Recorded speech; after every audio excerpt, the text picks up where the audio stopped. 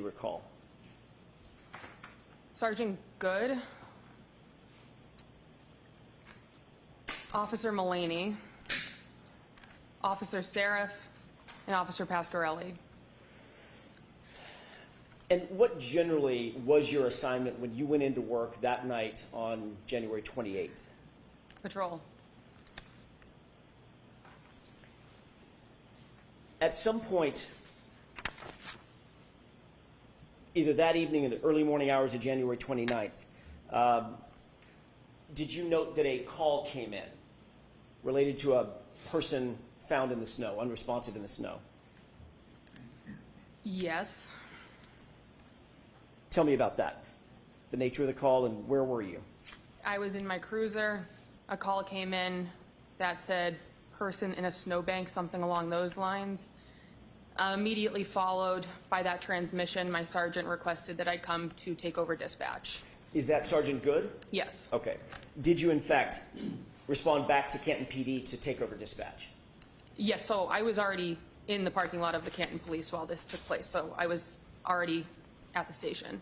Did you note whether or not Sergeant Good and or any of the others responded to the location while you stayed back to handle dispatch at the police department?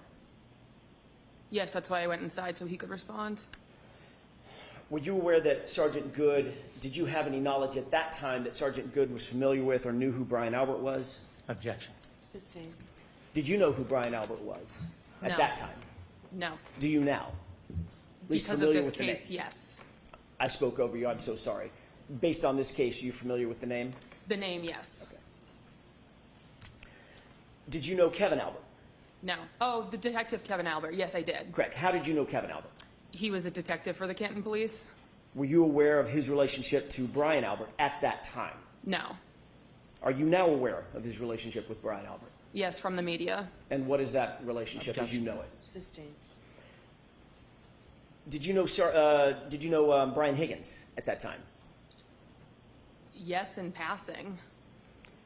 I'm not asking if you're social friends, asking if you knew who he was.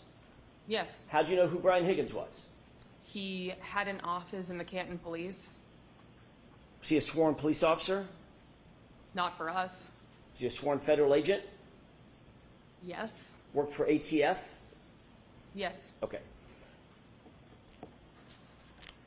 How long had you known and been familiar with Brian Higgins? Say, for instance, by sight, to be able to recognize who he was.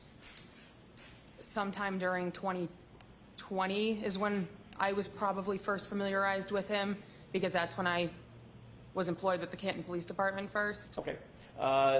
Pass him in the hallways, hi, bye, things like that. Objection. Yes.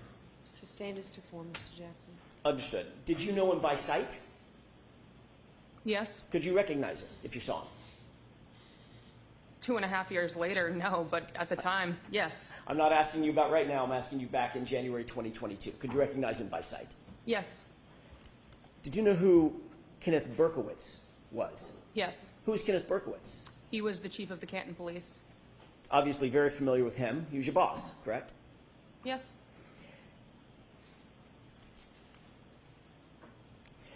When Sergeant Good instructed you to take over dispatch, I walked inside and I sat down in a dispatch room. describe the dispatch room. What did that array look like? There was chairs and computers. Monitors? Yes. Does the dispatch area also have monitors of internal security camera footage? I know there was camera screens, but I don't know if they were on TVs or computers or where in dispatch they were. I don't recollect where they were or how they would be accessed. They were in the room somewhere. I can't be more specific. I don't remember. But you do recall seeing that there were monitors that were showing different views of internal security camera footage of Canton PD, correct? The specifics, no. Were there? Yes. I don't know what you mean by specifics. I'm asking you, were there monitors that you could look at that showed security camera footage from inside Canton PD, different areas, hallways, corridors, offices, the Sally port, for instance? So 2.5 years since I've. You keep saying 2.5 years later. So let her finish her answer and then ask a question. Sure. It's been years since I've been in that room. They were somewhere in the room.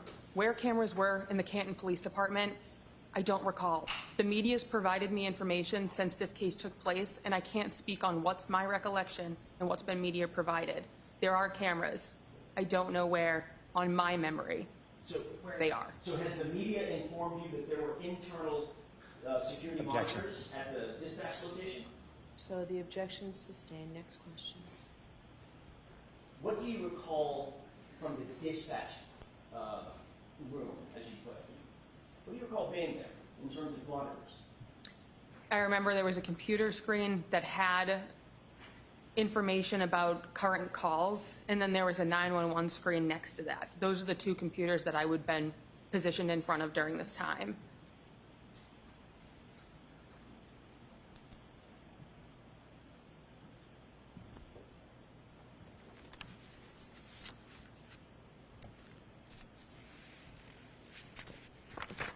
As a dispatch officer, by the way, you were a sworn officer at Yes. that time, correct? Uniform, badge, gun, the whole works, right? Yes.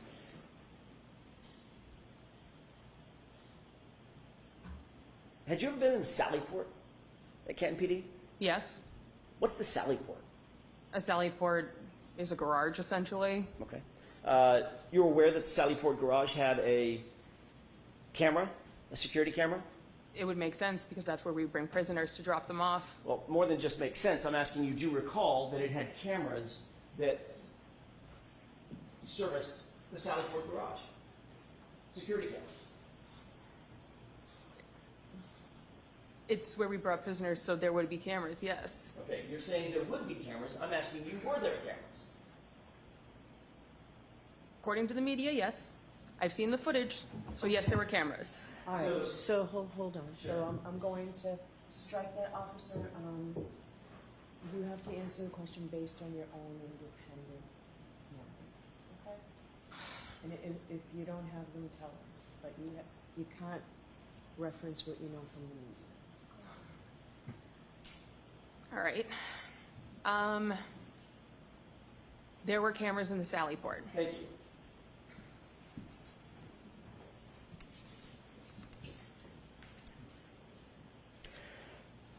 Ms. Dever, do you want to be here today? I have no relation to this case, I so didn't ask you that. I asked you if you want to be here today. Objection, this isn't direct.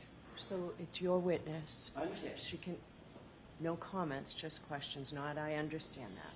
Do you want to be here today now?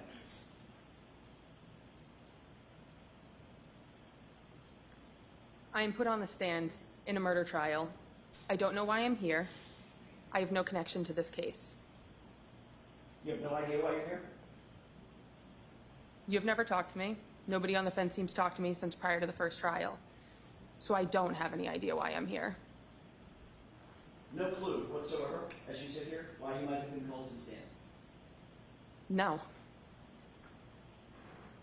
Are you uncomfortable testifying? No, it's part of my job. You're a professional police officer, correct? Correct. That means you're a professional witness to a certain degree, correct? In the crimes that I've gone on the stand before, yes, I have been. And you understand the oath? Yes, I do. What is that oath? The oath is to tell the truth. The whole truth and nothing but the truth, correct? Objection. Sustained. I'll rephrase it. Is there more to that oath when you raise your right hand as a witness? I'm objecting. So I'm going to see it side by for just Sure.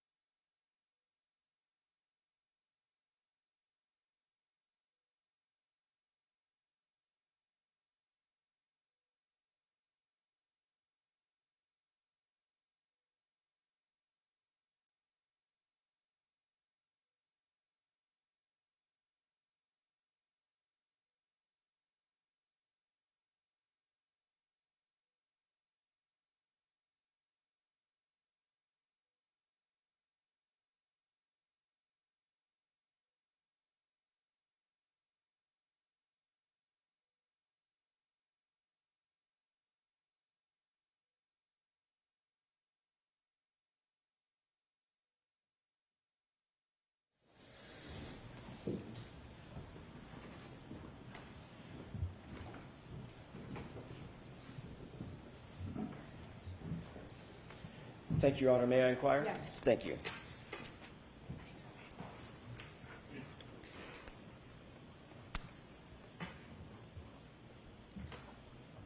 One of the cameras, one of the monitors that you had access to back on January 29th did show the footage from, or did it show the footage from that, one of the other Sallyport garage cameras? Can you rephrase the question? Sure, it was a little bit clunky on my part. Did one of the monitors that you looked at, that you had access to at the dispatch area, did it show the video footage or the video feed from the Sallyport garage?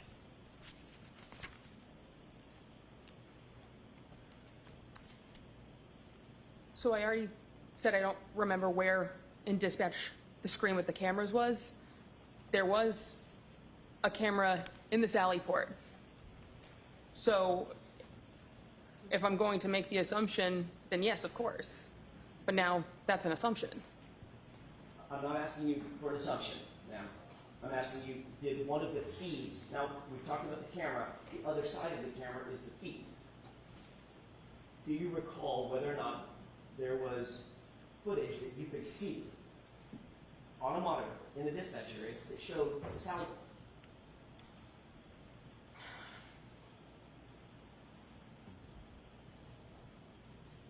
I'm going to go with yes. Okay. My clarification. How long? So, I don't know what that means. So what do you mean you're going to go with yes? Is your answer yes?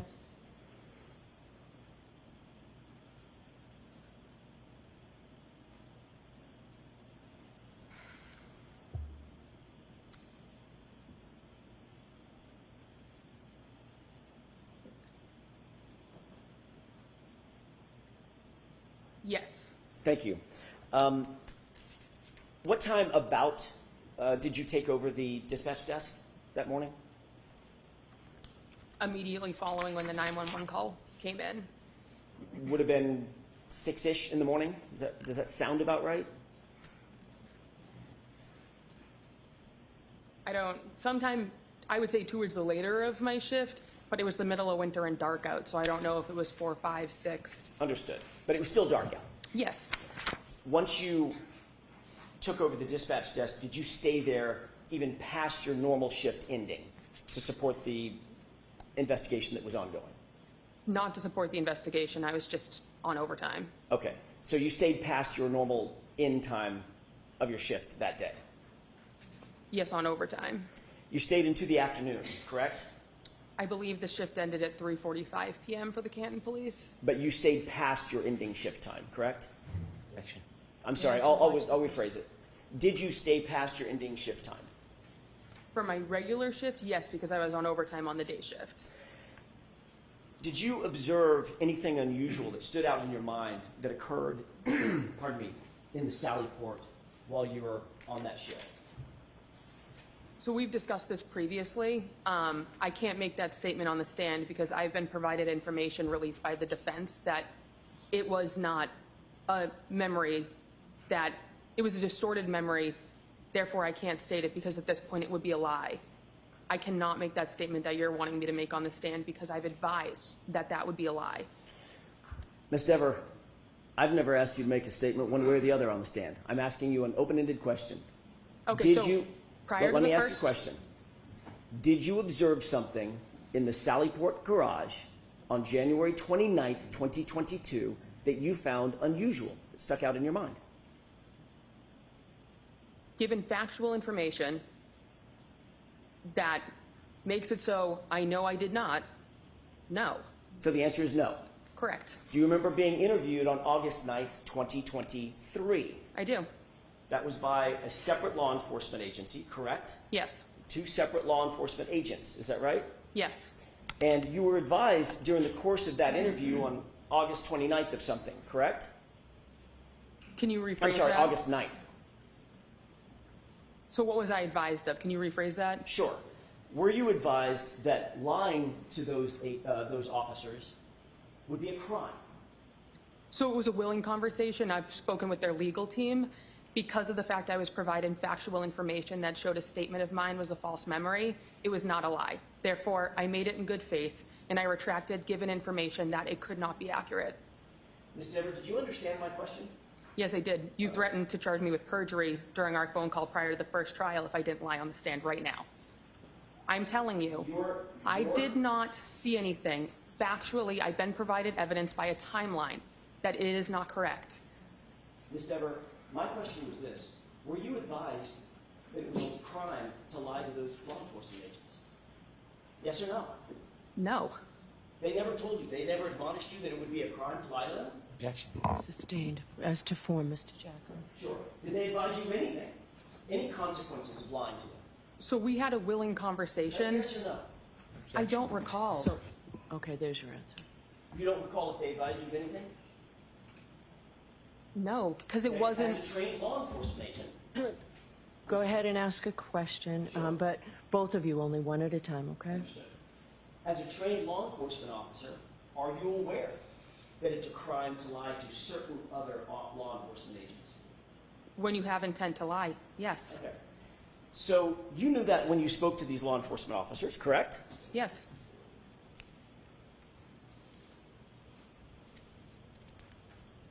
Did you tell these law enforcement officers that you, in fact, saw Brian Higgins and Chief Berkowitz go into the Sallyport with the Objection. SUV? May I finish my question? He can finish this question. Go ahead.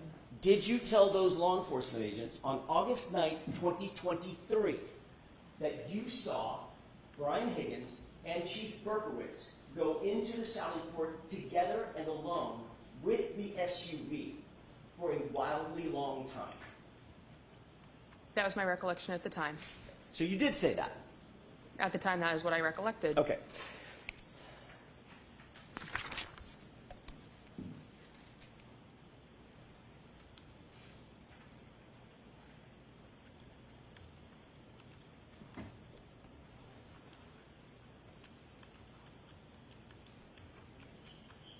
Did you indicate that you noted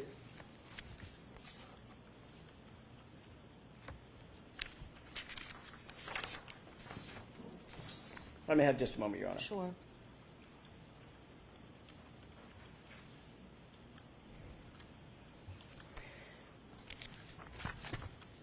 You and I spoke, along with Mr. Unetti and Ms. Little, on a conference call last year sometime. You remember that? Yes.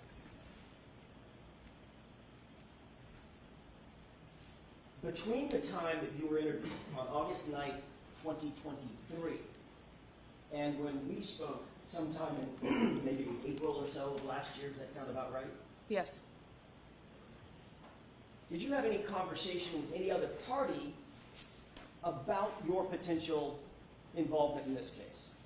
No. Did you have a conversation with anybody in the commissioner's office at Boston Police Department? Not about anything malicious. I didn't use the word malicious. Why do you say malicious? I had a conversation, but it was my department saying, regardless of what I need to say on the stand, they support me. You were asked to go to the commissioner's office, correct? Yes. How long had you been on the Boston Police Department at the time that you were invited to go up to the Commissioner Michael Cox's office?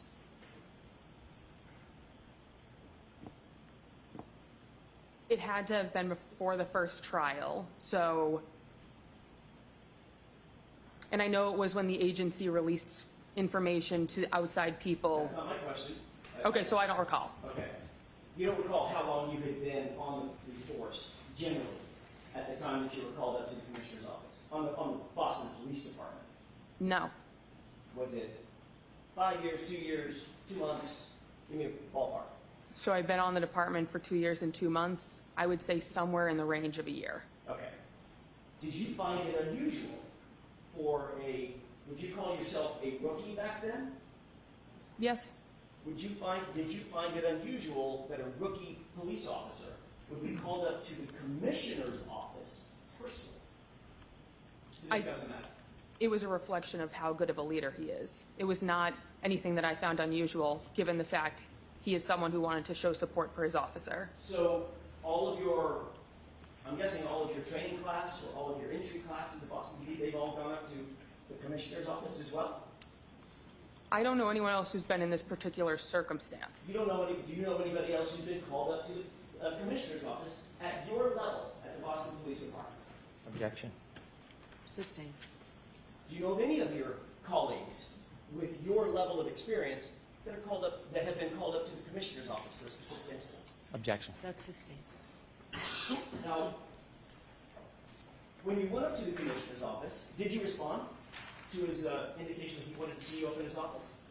It wasn't a direct line of contact from him. Okay. Did you respond? Did you ultimately go? That's what I mean by respond. Did you go to his office?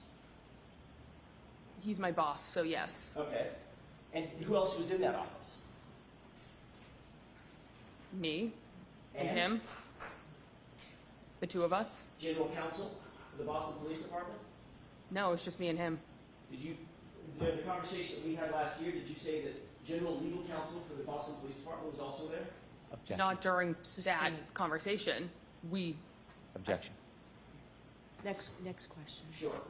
Was there another time that you went to the commissioner's office where general legal counsel was there? No. Have you ever met general legal counsel for the Boston Police Department? Yes. Was it in the commissioner's office? No. When was it? During my conversation with the agents. You took a lawyer with you to talk to this other law enforcement agency? I'm going Objection. to see you at sidebar on this.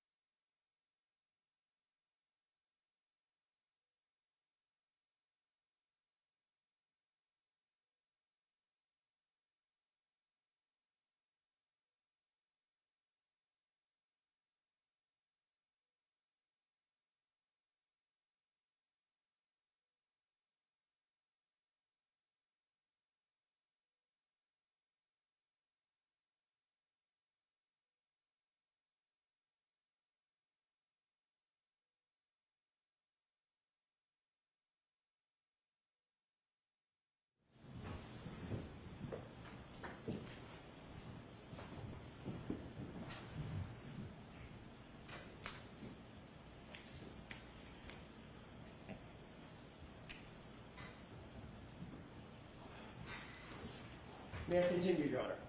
Yes. Thank you. Ms. Dever, when we left off, I was asking you about the meeting at the Commissioner's office. And I want to clear this up. Was General Legal Counsel in that office or not when you had the meeting with the Commissioner, Michael Cox? No, it was just me and the commissioner.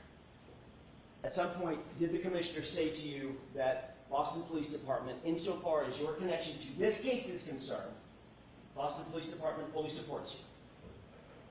Yes. Did he also say, do the right thing?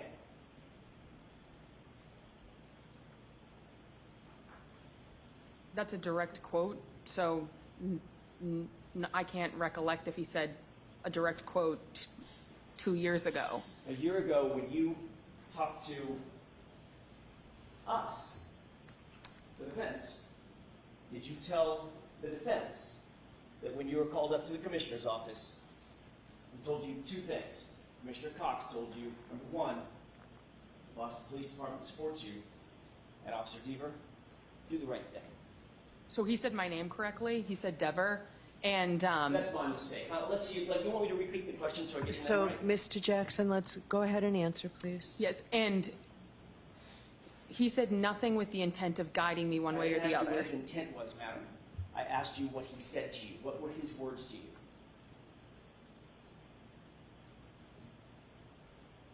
That he supports me. And Just wanted me to tell the truth up here. his words were, do the right thing, correct? I don't recall.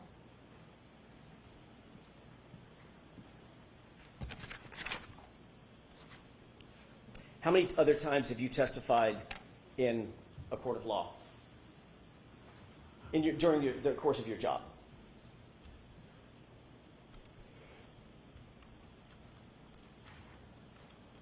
Two dozen, 3 dozen.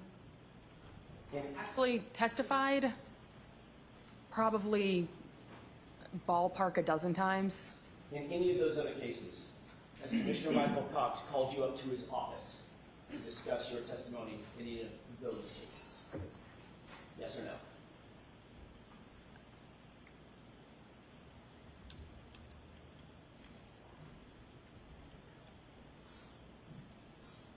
That's not a yes or a no answer. Well, yes, it actually is, Ms. Dever. So no comments, okay? Just, You understand the question? The question, yes. The implication, The question is, in any of those, I'm asking you an open-ended question. In any of those cases, Officer Dever, not including this one, has Commissioner Michael Cox ordered you up to his office to discuss your testimony? no. Thank you.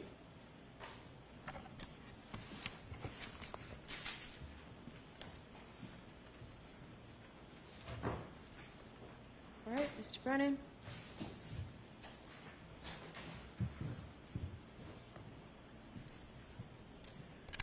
Good morning. Good morning, sir. My name's Hank Brennan. We have never met before. Correct. Have you ever spoken to me before? No.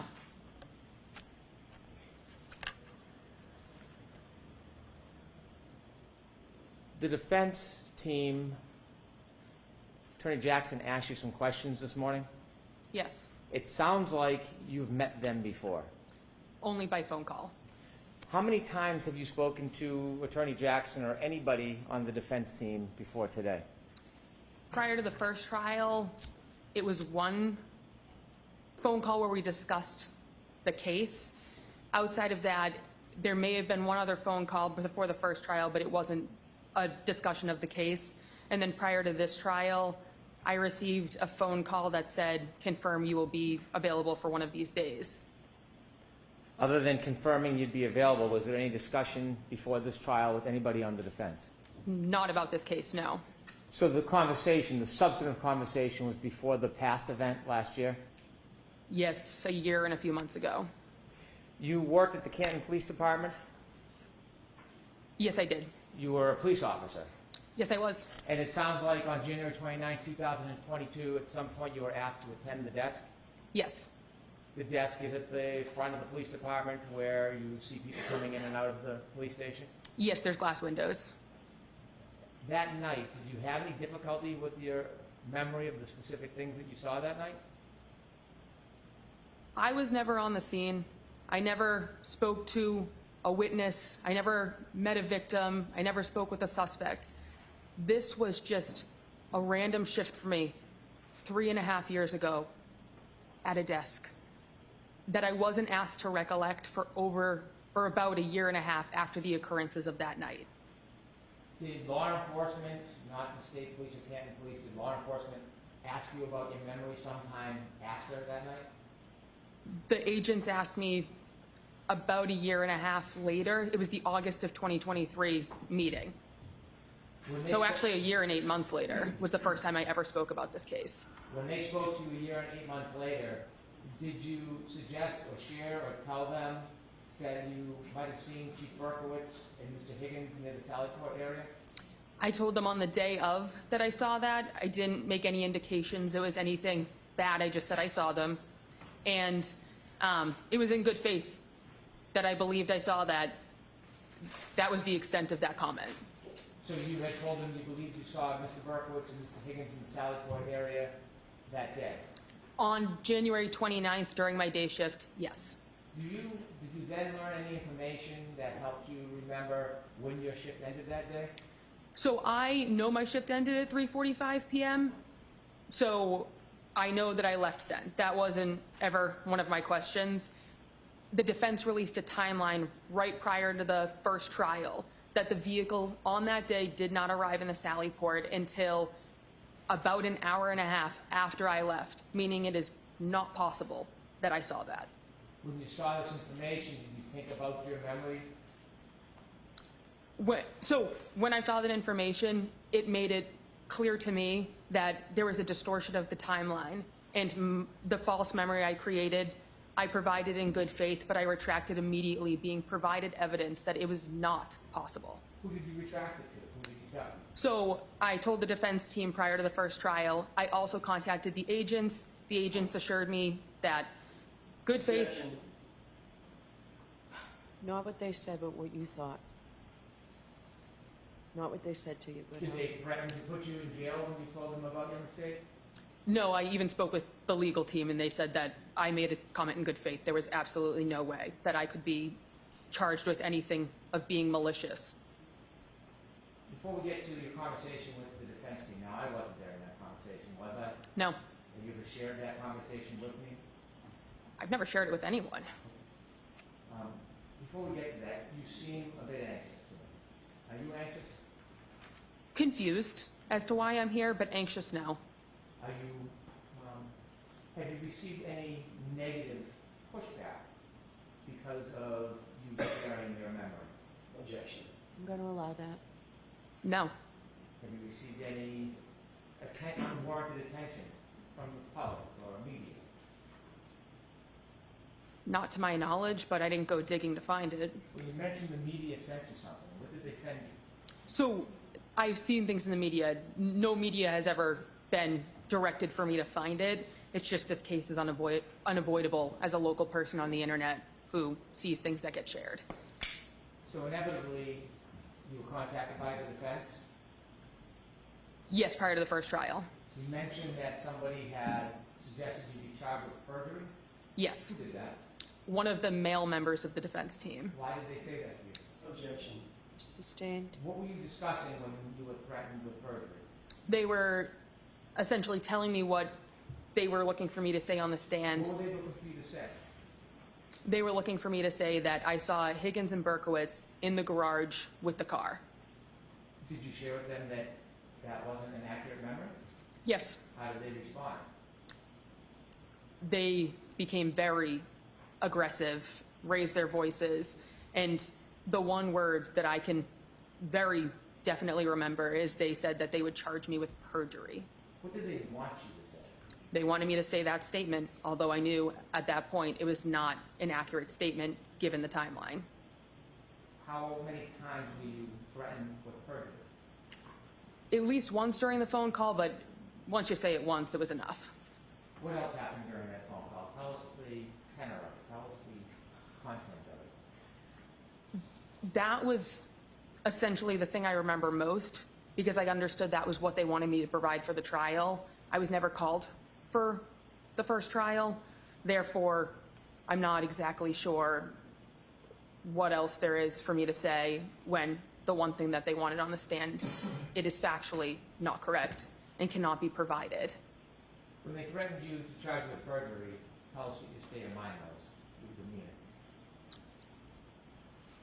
Disappointment that legal counsel would go that route with someone who is, from a factual timeline, saying something is incorrect. There was no retracting based on emotion. It was very clear, given the timeline, it could not be correct.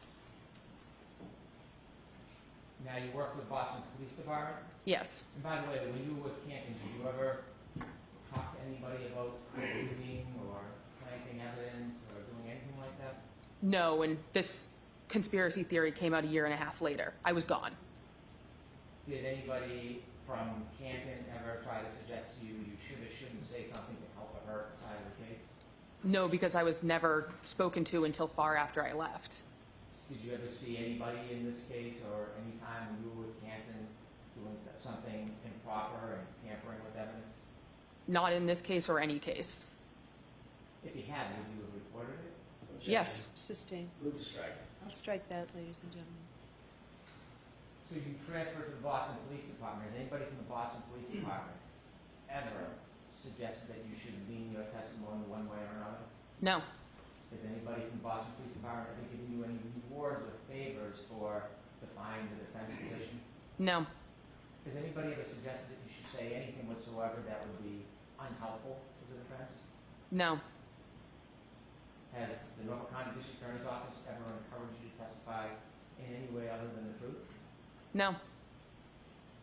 When you spoke to the chief of the Boston Police Department, did he in any way ever tell you to shape your testimony? Not at all. When you met with the Boston Police Department Commissioner, did he ever ask you the substance of what your testimony would or wouldn't be under oath? He made it very clear he did not want to discuss the case at all. When you spoke to the people at the Boston Police Department, have they ever weighed in any way on what they think you should or shouldn't say? No. As you're testifying here today, are you under any tension, undue influence, stress, threat? There is discomfort with the way that there's attempting to guide what my testimony is, but I don't feel any need to fall into it because I'm here to speak the truth on the stand. That's my livelihood. When you were threatened with perjury, how long was that conversation with the defense? I believe it was just about an hour on the phone. My phone log on my physical phone would not go back far enough for me to be able to retrieve the date or the time that that phone call took place. That conversation lasted an hour? Approximately. How did it end? Not on a good note in the slightest. I remember it was a pretty hasty hang up on both ends.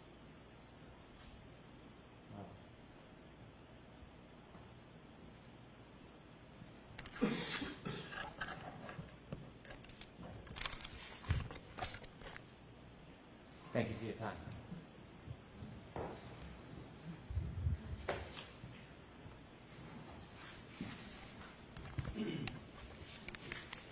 May we approach briefly? Yes.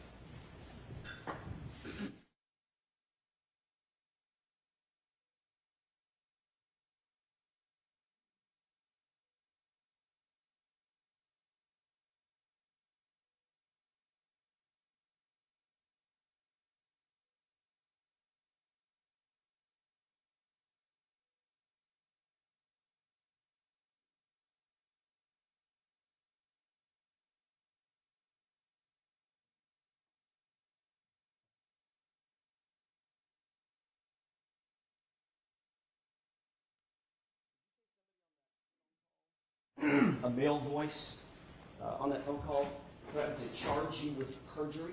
Yes. You're a police officer, correct? Yes. Who charges people with crimes? If a crime is committed, there can be a report of it. Who So charges people with crimes? in the end, it's going to go through the court system, so the district attorney, the ADAs, that's who pursues it in a court Right. setting. Have you ever seen a defense attorney charge anybody with a crime? So you can seek out reporting someone for it. Have you ever seen a defense attorney charge someone with a crime, ma'am? Personally, no. Right. Fact of the matter is, nobody ever threatened you with perjury, did they?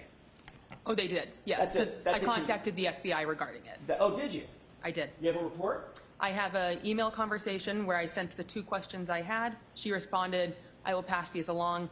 I was contacted by their legal team. They reassured me perjury was not applicable because I made a statement in good faith. Upon further information, I retracted it, corrected it, and made it clear that I could no longer say it because I knew that it was not a clear reflection of the events that took place. That's a mouthful. Yes, My question is, do you have a report from the FBI saying that you reported that someone on the Karen Reed defense team threatened to charge you, your words, with perjury?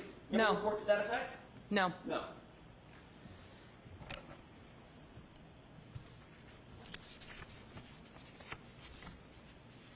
Your job as a police officer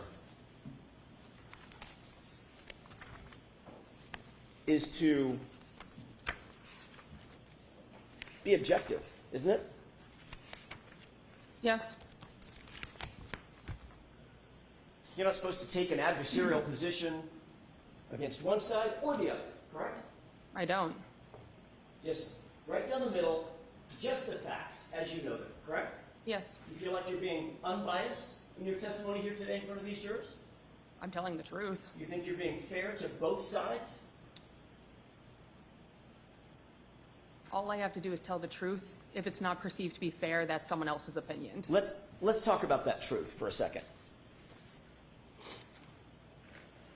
What you told those law enforcement agents on August 9th, 2023 was, quote, you recalled seeing Higgins at the station later that day on Saturday. Dever thought it was also weird that Higgins and Chief Kenny Berkowitz were by themselves in the Sallyport of the police department, by themselves while Karen Reed's car was parked inside. Higgins was a witness and present at the gathering where O'Keefe was found dead outside, and then he was in the presence of important evidence. You were sitting at dispatch by yourself and saw on the camera outside of the Sallyport when they walked in. Objection to the entire reading. So, beyond the scope, so you have to keep it, There's more to the statement, Your Honor. Do you remember making that statement to the officers? My recollection of the time was that, so yes. Okay, great. Did you go on to say, speaking of being truthful, did you go on to say, I'm objecting. all right, so you have to ask differently, but I need to see you for a minute with this and bring that with you, please.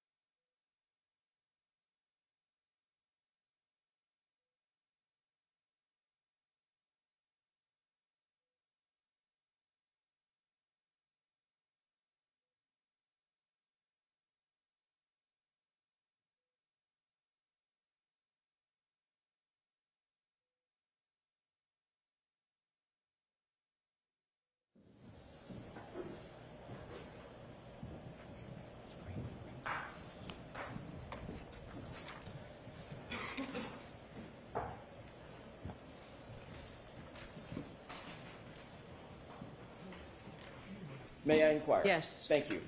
Officer Dever, did you go on to say in that interview, quote, you never saw them leave, them being Brian Higgins and Chief Ken Berkowitz. You never saw them leave, but you recalled thinking to yourself that they were in the Sallyport for a wildly long time together in there, end quote. Did you say that? That was my recollection at the time. Okay. So yes, Have you ever heard of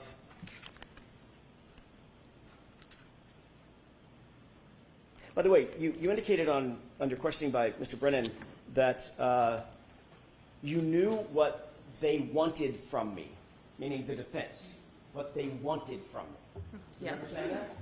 yes. Do you remember on that phone call that we read directly from the exact same report that I just read from?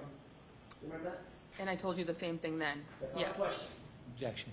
Sustained. My question is, just answer my question, Officer Dever. Did we read to you, were you read the exact same thing that I just read to you on that phone call? Like you can't remember my name, I don't remember. I can remember your name, Miss Dever. Okay, so the answer is I don't remember. No The answer is a little comments. more than that, Judge. I think we all. All right, so I'll no, ask no you a question. comments, just questions, please.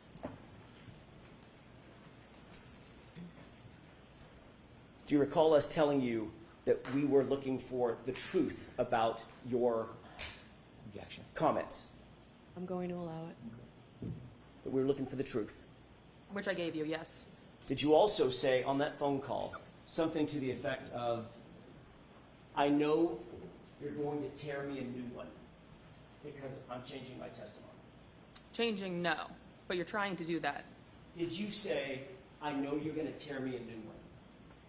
It's what you're trying to do, so yes. Actually, what you said was, you're going to tear me a new asshole, didn't you? I don't recall that, so that's putting words in my mouth. I'm not asking you to put words in your mouth. I'm asking you if you remember saying that during that phone call. Oh, I don't I know recall. you're going to tear me a new asshole. I don't recall. Okay. But you do remember saying something to the effect of, I know you're going to tear me a new one, right? Yes, Okay. Have you ever heard of something called the blue wall of silence? Objection. Sustained. Do you think it's important for police officers to protect one another in the field and out? Objection. Sustained.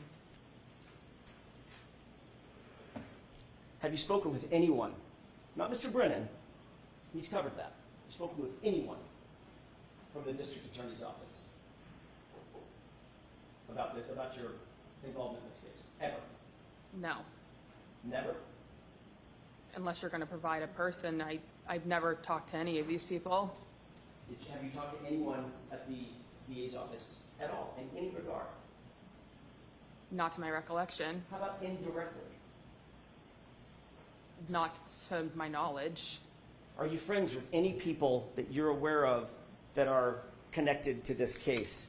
Are you personal friends, girlfriends, boyfriends, personal friends with anyone that's connected with this case?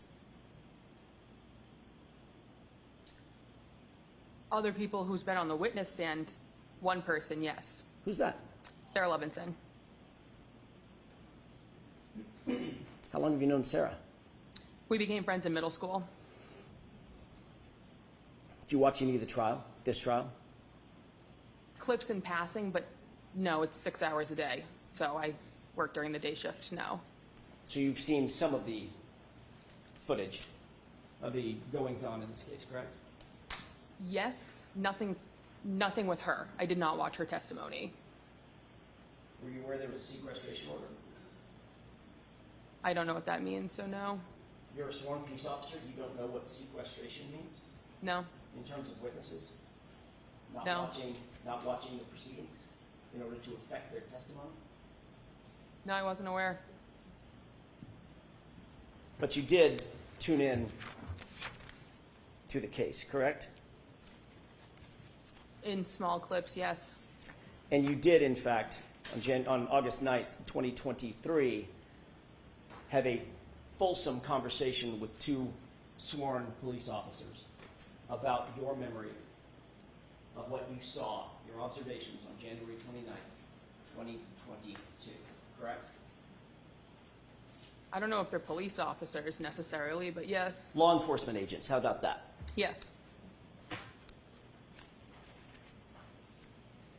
And that conversation is reflected in this piece of paper that I just read to you, correct? yes. Thanks. That's all I have. Okay.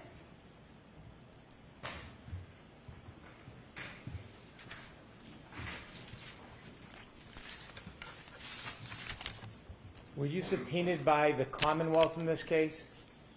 No, You were subpoenaed by the defense. yes. Did they tell you that there was a sequestration order or that you shouldn't watch any of the footage? Did they fairly inform you about what the ground rules were? No, and I wasn't part of the first trial, so I had no idea about anything to do with this trial. When you spoke to those law enforcement officers back in 2023, do you know that they made a report where you had informed them that you knew Sarah Levinson and that report had been provided to the defense a long time ago? Did you know that? Yes, I informed them very clearly. So the question about if you know Sarah Levinson, that's no secret in your world, is it? In that form, I'll sustain it. That isn't a secret, is it? Not at all.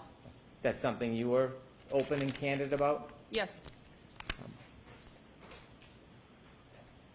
You understand that regardless of what you say, it doesn't matter as long as it's the truth. Do you understand that? yes, The Commonwealth in no way is asking you to accommodate it or please it in any way. Do you understand that? yes, If there was something that may be perceived by others as adverse to the Commonwealth, you understand we would want you to tell that if it was the truth, don't you? Sustained. You understand, well, the Commonwealth has never intimated, suggested, or advised you to say anything other than the truth, have they? no, Have you been given any consideration or reward because you remedied your memory? no, After being shown the evidence that you left that day, January 29, 2022, at 3:45, and learning that the defendant's car did not get to the Sallyport at 5:30 or so p.m., is there any way you could have seen Mr. Berkowitz and Mr. Higgins in the Sallyport with the defendant's car that night before you left for work? there is no way. Understanding you made a mistake, was the defense receptive to your explanation that you made a mistake? Objection. Sustained in that form. Did the defense pressure you when you told them you were going to come into this court and tell the truth about your mistake? Objection. I'm going to allow it.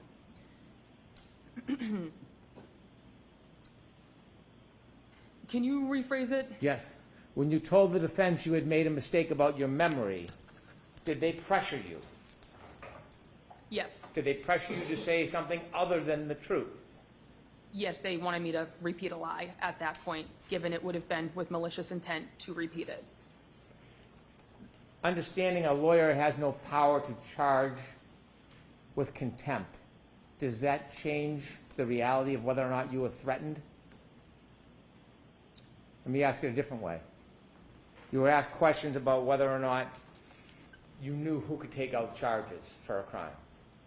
Yes? Yes, Okay. Regardless of whether an attorney has that power, were you threatened that there would be a charge of perjury if you didn't comply with the defense wishes in this case? yes, And knowing you were going to come into court, given this experience you had with the defense, is that why you felt like they were going to tear you? Is that the phrase we used?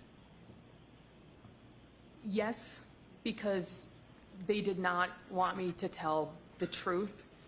So I told them that knowing they were kind of trying to eat me alive into repeating something that is not the truth. Rather than to come in here and be attacked, wouldn't it have been easier just to said what you had earlier thought was true? Objection. I'm going to allow that. Wouldn't it be easier just to come in and accommodate them rather than be threatened? Well, of course. So why did you come in here?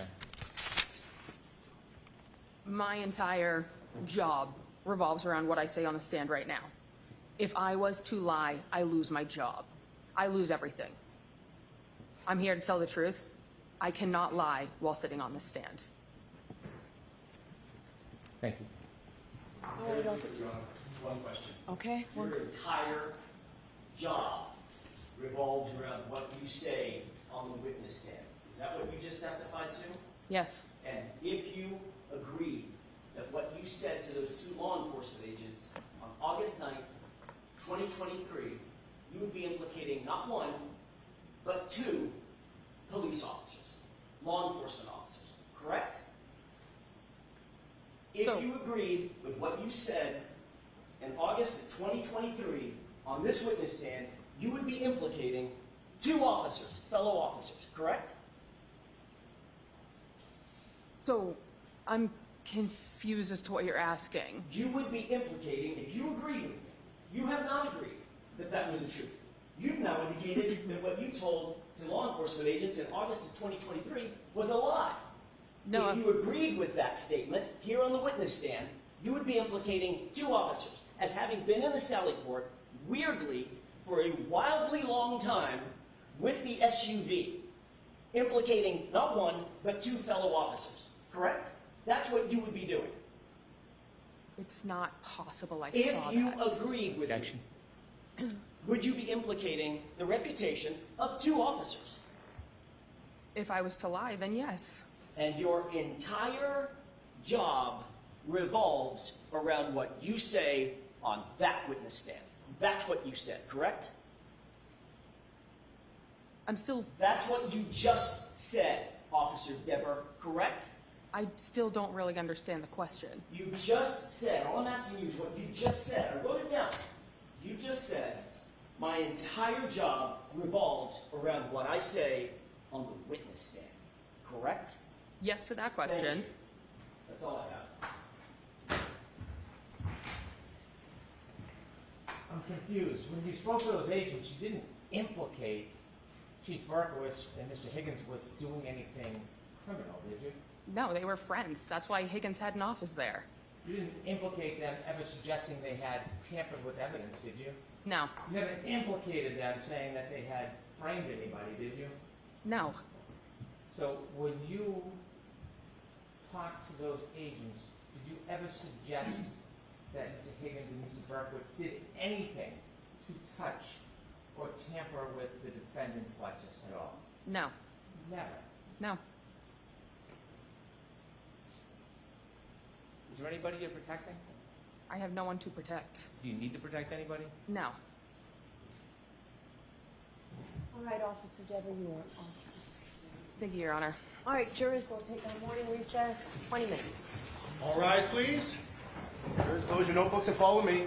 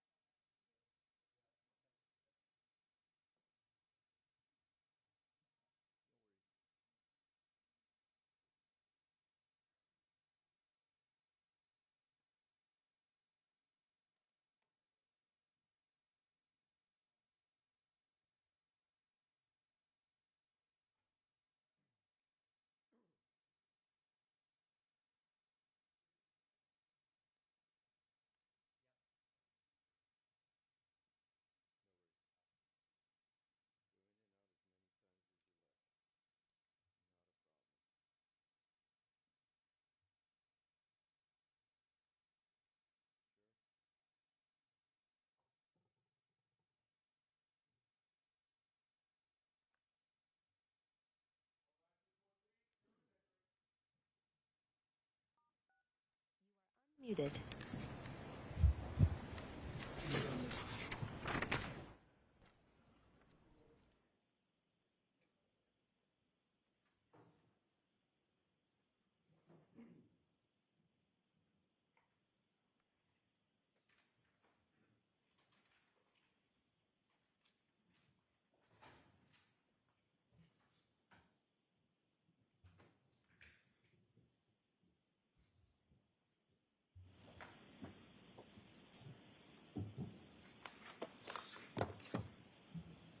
Court is back in session. You may be seated.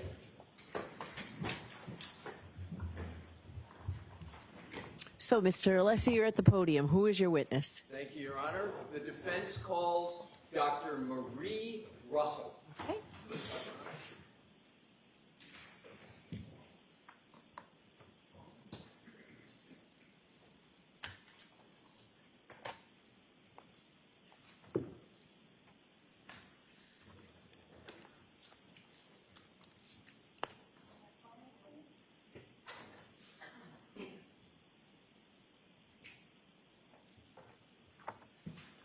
Follow me, please. Then you're going to step up and face the clerk and raise your right hand. Thank you. Thank you. You solemnly swear the evidence you give to the court and jury in the case now and hearing the truth, the whole truth, and nothing but the truth, so help you God. I do. You may have a seat. Good morning. Good morning.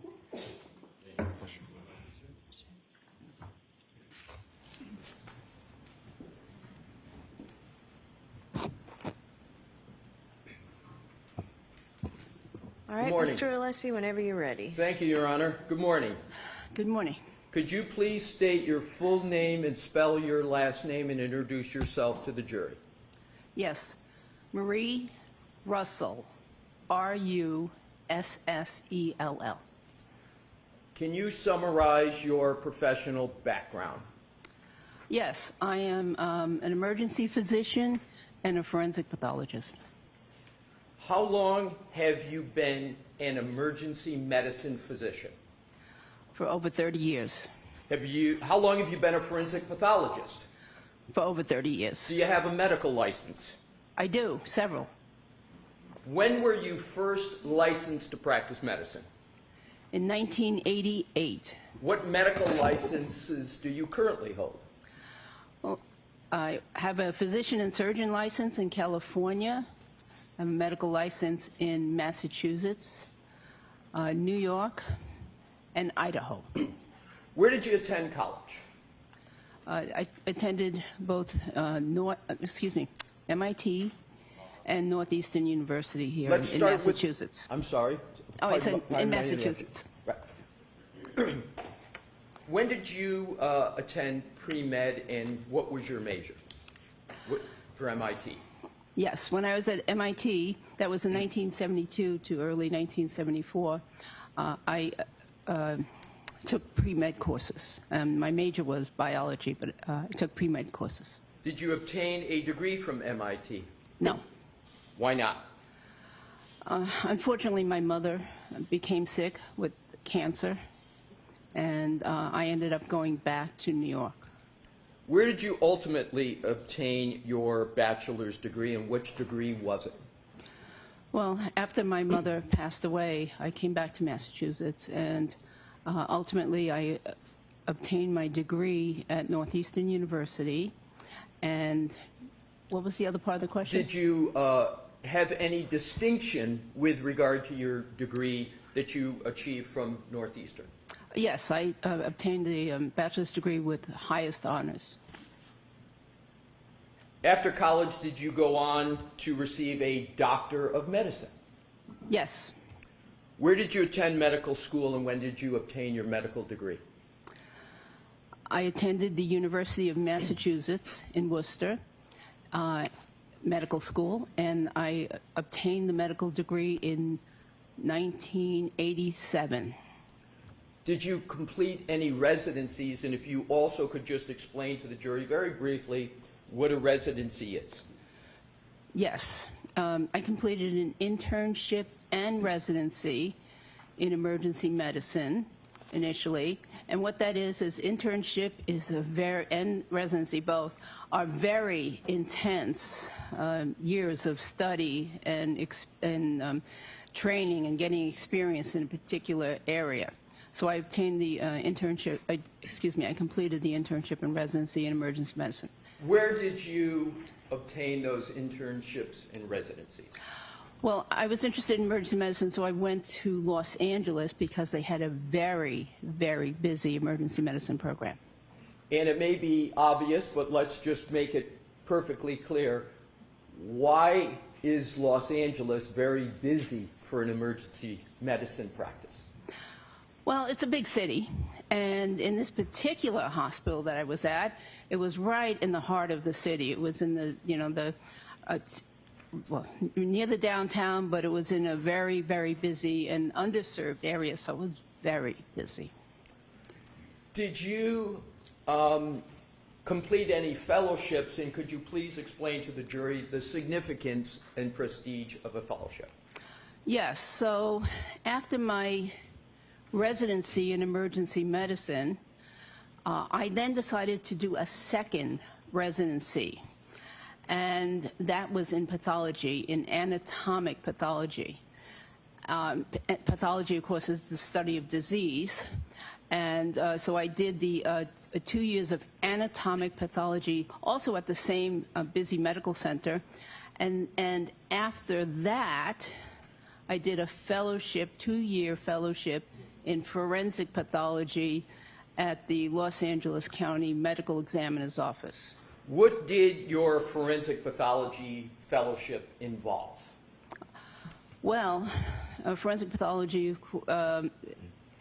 training involves the investigation of deaths, usually sudden and unexpected deaths. And so, I investigated many death cases. I performed over 500 autopsies at the medical examiner's office for sudden and unexplained, sometimes unexplained, sometimes very obvious deaths, but sudden deaths. And then in addition to that, there were classroom hours, there was on-scene time, there was time in the crime lab. We spent a week at the crime lab. I spent some time at the FBI. So it was a very, very comprehensive training program.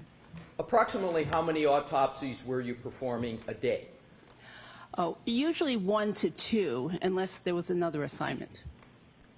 In addition to performing the 1 or 2 autopsies a day, did you attend any conferences or participate in any forensic case discussions as part of the fellowship?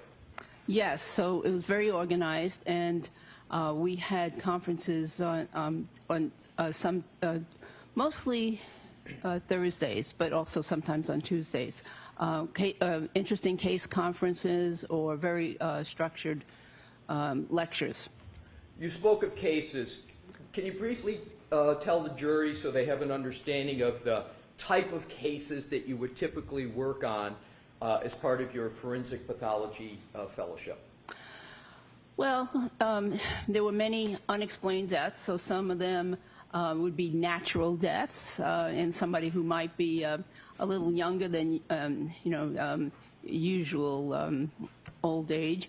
And then there were cases where there might be a drug overdose.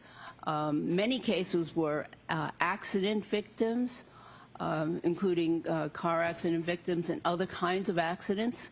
There were quite a few homicides, and in fact, many homicides, and quite a few suicides. Did any of those cases deal with wounds and wound patterns and wound identification? Many of them, in fact, I would say almost most of them, because part of the examination, and a very important part of the examination, is the external examination of the body. So before I was allowed to even start an autopsy, I had to do a complete external examination of the decedent's body, looking for any kinds of wounds or abnormalities. We'll come back to wound pattern recognition a little later. But again, I think it's probably clear to most people, but just to be ultimately clear, when you talk about external Can you just elaborate a little what you mean by that? So the external examination is of the exterior of the body, the skin, the hair, you know, the eyes, looking for, amongst things looking for also would be rashes and scars and those sorts of things. So that's the external examination. In external, Dr. Russell, is to be contrasted with what? Oh, with an internal examination. So after all that is done, and there was some other things that had to be done too, like looking at examining the clothing, or looking at X-rays if there were X-rays available from the medical examiner's office, and of course reading the medical record that was available. After all that was done, then I would proceed with the examination of the internal structures of the body, including the organs, the soft tissues and muscles underneath the skin, the bones, etc. Do you have any certifications? Quite a few. Can you name them, please? Well, I'm Including board certification. I'm sorry to interrupt you, doctor. Okay, so I'm board certified in emergency medicine, and that was, after the residency training, had to take a qualifying examination. Then I've had to be recertified. I think it's 3 times now. I just recertified again, so I'm certified for another 5 years. What do you have to do to get board certified and maintain that significant certification? Well, presently, to get board certified, one has to complete a residency in emergency medicine. And so that is, depending on the program, either 3 or 4 years long. I went to a 4-year program. And then I had to take examination, both a written examination, very long written examination, and then an oral examination where I was questioned by many established emergency physicians on the various kinds of cases that might present to the emergency department. They would give you an unknown, and you would have to talk about how you would care for that person. Do you have any affiliations with any professional organizations? Yes. I'm a fellow of the American College of Emergency Physicians. I'm a fellow of the American Academy of Forensic Science. I'm a fellow of the the National Association of Medical Examiners, and then I have some memberships in some other organizations. What does it take to achieve fellow status that you just mentioned? So in order to be a fellow, it depends on the organization, but in order to be a fellow, you usually have to be a member for a certain number of years, member in good standing. And then for some of the organizations, you have to have attended some of their national meetings. For some of the other organizations, and possibly have presented a study or a paper or something at the national meeting. Other of those organizations, it's a little bit variable, membership for a certain number of years. In addition to all of that education, background, experience, do you have any specialized training and experience with regard to investigations of death? Well, yes. So, again, the focus of the forensic pathology was investigations of death, but also in my job as an emergency physician at the hospital I was at for 29 years, I had both clinical responsibilities, meaning in the ER, taking care of patients, and administrative responsibilities, meaning committees and, office-type work.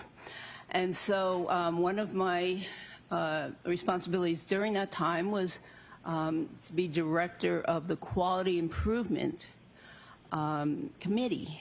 And as director of the Quality Improvement Committee, of course, I had to do death reviews. So analyzing, studying the people who came to the emergency department and was subsequently either pronounced dead or died in the emergency department. So now let's move to a slightly different topic. Let's discuss your work experience. What do you currently do for work?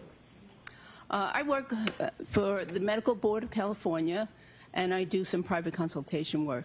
Describe your work briefly for the Medical Board of California, including what is the board, what's its responsibilities, and what do you do in your role in working for the Medical Board of California? So the medical board is a part of government, I think, that is established to basically police the doctors and some other health professionals. So what the role of the medical board is to protect the public health, to protect them from misdeeds by healthcare professionals, particularly doctors. So, would you like me to go on? So in terms of the medical board, just a last question with regard to that. What type of knowledge do you have to have with regard to the practice of medicine to be able to assist the board in evaluating whether certain doctors have met the standard of care in a whole host of areas of the practice of medicine? What type of knowledge do you have to have? Well, you certainly have to be up to date. You have to be quite knowledgeable on current treatment standards, what is considered the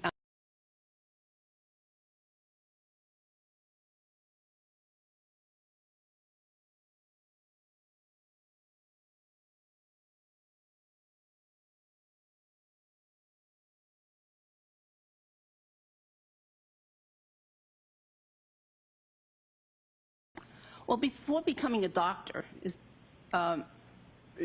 so we can do it for maybe a little more for the jury, if you could go just before the medical board where you work, or do you want to do it from the beginning? Whatever way is best for you, doctor. doesn't really matter. Most recently, I worked for the state of California, the prison system. I was the medical director of the, or what they call the chief medical executive of one of the high security prisons in California. I did that for 5 years after retiring from my Los Angeles County job, which I held for 29 years. And briefly describe generally your duties in that role. So as chief medical executive, it was my duty basically to run the medical department. So I hired physicians, I supervised the physicians, made sure that they were providing the standard of care to the inmates that they were assigned to take care of. I reviewed many of their charts. I reviewed transfers and requests for services outside, such as specialty services, orthopedic services, and other kinds of services. And I reviewed every single death that occurred during my years there. So you just said you investigated every single death that occurred at the prison during your time in that role? Yes. Approximately how many death investigations were there that you performed? I think approximately 60. Now, did you have any involvement there in examining or identifying wounds of deceased individuals? I did. My office was in the medical building, and it was very close to what was the equivalent of the urgent care center on site. And so when the patients would come in with an extreme injury, a very serious injury, or near death, I would frequently go over right to the urgent care because that was my specialty. That was, my interest. And even though there was a doctor or another practitioner assigned to care for the patient, I would oversee that. And I would also, examine the patients, look for wounds, look for, signs of injuries. There were some, in some of these cases, there were some deaths, and I would examine those bodies very carefully for any kinds of wounds, just like I had done in the coroner's office for those years. To move this along, before you became the chief medical executive at Corcoran, where did you work and what did you do? So I worked for 29 years, I worked at what's called the Los Angeles County USC Medical Center. Now, I know that's a lot to say. It was a county hospital that was affiliated with a medical school. It used to be called, prior to that, prior to when I got there, it was called General Hospital. It was a 19-story building, General Hospital, well known. And now it's actually called LA General or something of that nature. So, anyways, that's where I worked for 29 years. And as I said, I had a variety of different roles there. Can you just briefly name off the roles that you had while at the General Hospital? So, as I mentioned earlier, there was always a clinical component to what I did. I always had shifts in the emergency department where I had to see patients and supervise interns, residents, physician assistants, nurse practitioners. So in addition to seeing my own patients, I would also supervise them as they were seeing their patients. So that was the clinical role. Then there was an administrative role, and my administrative roles ranged from director of what they called life support training, which provided training to the trauma surgeons and the neurosurgeons regarding things such as advanced trauma life support, and also to ER doctors. So director of life support training, director of QA. For many years I was director of the jail unit, which was a very unique unit at this hospital. For a hospital, it was a very unique unit in that it had three components: a dedicated ER, for jail patients or patients in custody, a dedicated clinic for in custody patients, and a dedicated inpatient. So it's three sections dedicated to in custody services. I was medical director of that for a while. In addition to all that, were you also a professor? I was an assistant professor. Assistant professor. And what did you teach? Just a brief summary of what you taught. Well, most of my teaching was clinical, bedside teaching, rather than in lecture halls. I would occasionally give lectures to the residents, the residency group, which was about 50 doctors. And those residents are medical doctors, correct? Yes, they are. Yes, Yep. they are medical doctors. So I would occasionally give lectures to them, but a lot of the teaching was actual bedside teaching. Switching gears just a little bit and segueing, over your course of your career as an emergency department physician and otherwise, did you treat individuals with animal-inflicted injuries? Yes. And did any of those animal-inflicted injuries involve dogs? Yes. And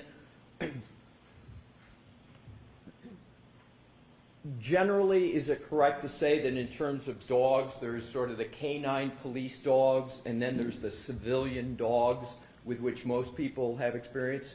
Yes. Are those two categories that you're familiar with, you're comfortable, as we discuss dogs, to have canine versus civilian?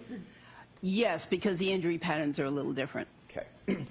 So what is the difference between a canine dog on the one hand and a civilian dog on the other? Well, generally, civilian dog bites are rather minor, generally. Puncture wounds, maybe, slight avulsions, skin defects, slight skin defects, usually not major. Whereas in the canine or trained police dog bites, the wounds I saw, were extensive wounds where there was extensive ripping, tearing, crushing of tissue, and many times even injuries to the muscles and blood vessels underneath. From your experience, do you know why the injuries from a canine dog are as you describe them, as opposed to injuries from a civilian dog? Well, in the LA area at that time, the dogs were taught to bite and hold.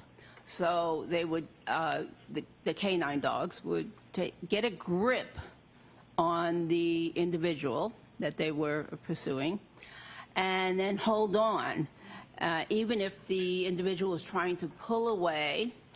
And so there were oftentimes tearing injuries to those, because that's how the dogs were trained at that time. Even with canine dogs, did you ever see injuries from canine dogs on humans that were not a complete bite, that were an incomplete bite? Yes, so if the dog missed on the first attempt at a grab, the teeth might only scratch the surface of the, usually extremity, by the way. And so you'd get what I'd consider an incomplete dog bite, because it was just scratch marks from the teeth. But the dog would then, try a second time and third time. Now let's go to civilian dogs, a term used for more dogs of household pets that people have.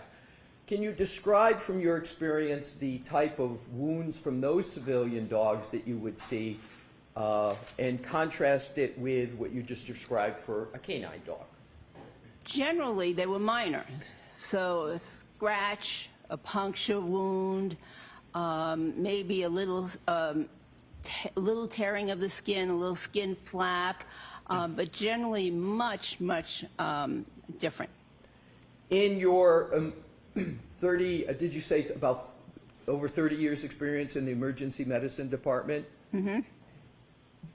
What did you see more of? Civilian dog wounds on humans or canine wounds? Actually, it depended on where I was assigned at the time.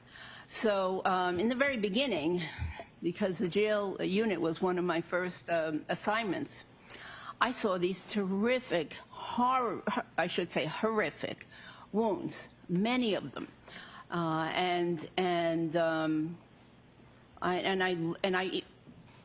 I learned that what was in the textbooks about how to treat them was so wrong, because these patients many of them needed hospital admission, intravenous antibiotics, and many of them needed surgery. And what I was reading in the textbook was, that you could patch them up and clean up the wound and send them home with, sometimes with antibiotics, sometimes without. But anyway, so initially what I was seeing a lot of in the very beginning was the law enforcement dog bites, because I was assigned to jail ward. And also I was very interested in this because I used to be a police officer. And before going to medical school, I was a full-time police officer here in Massachusetts for 7 years. And so I had this interest in law enforcement type injuries sustained during the arrest process, et cetera, et cetera. So you had an early interest in, with regard to dog-inflicted wounds on humans and a police officer. Where were you a police officer in Massachusetts and when? In the city of Malden. I was appointed as the first woman police officer in 1977 to 1984, full-time. And while you were a police officer, were you doing that full-time and anything else while you were a police officer? Were you pursuing school while you were a police officer, your college education, or was it separate? No, I was a full-time police officer working the night shift.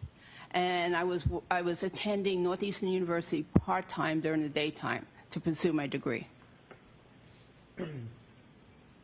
Were you a sworn duty police officer? Yes.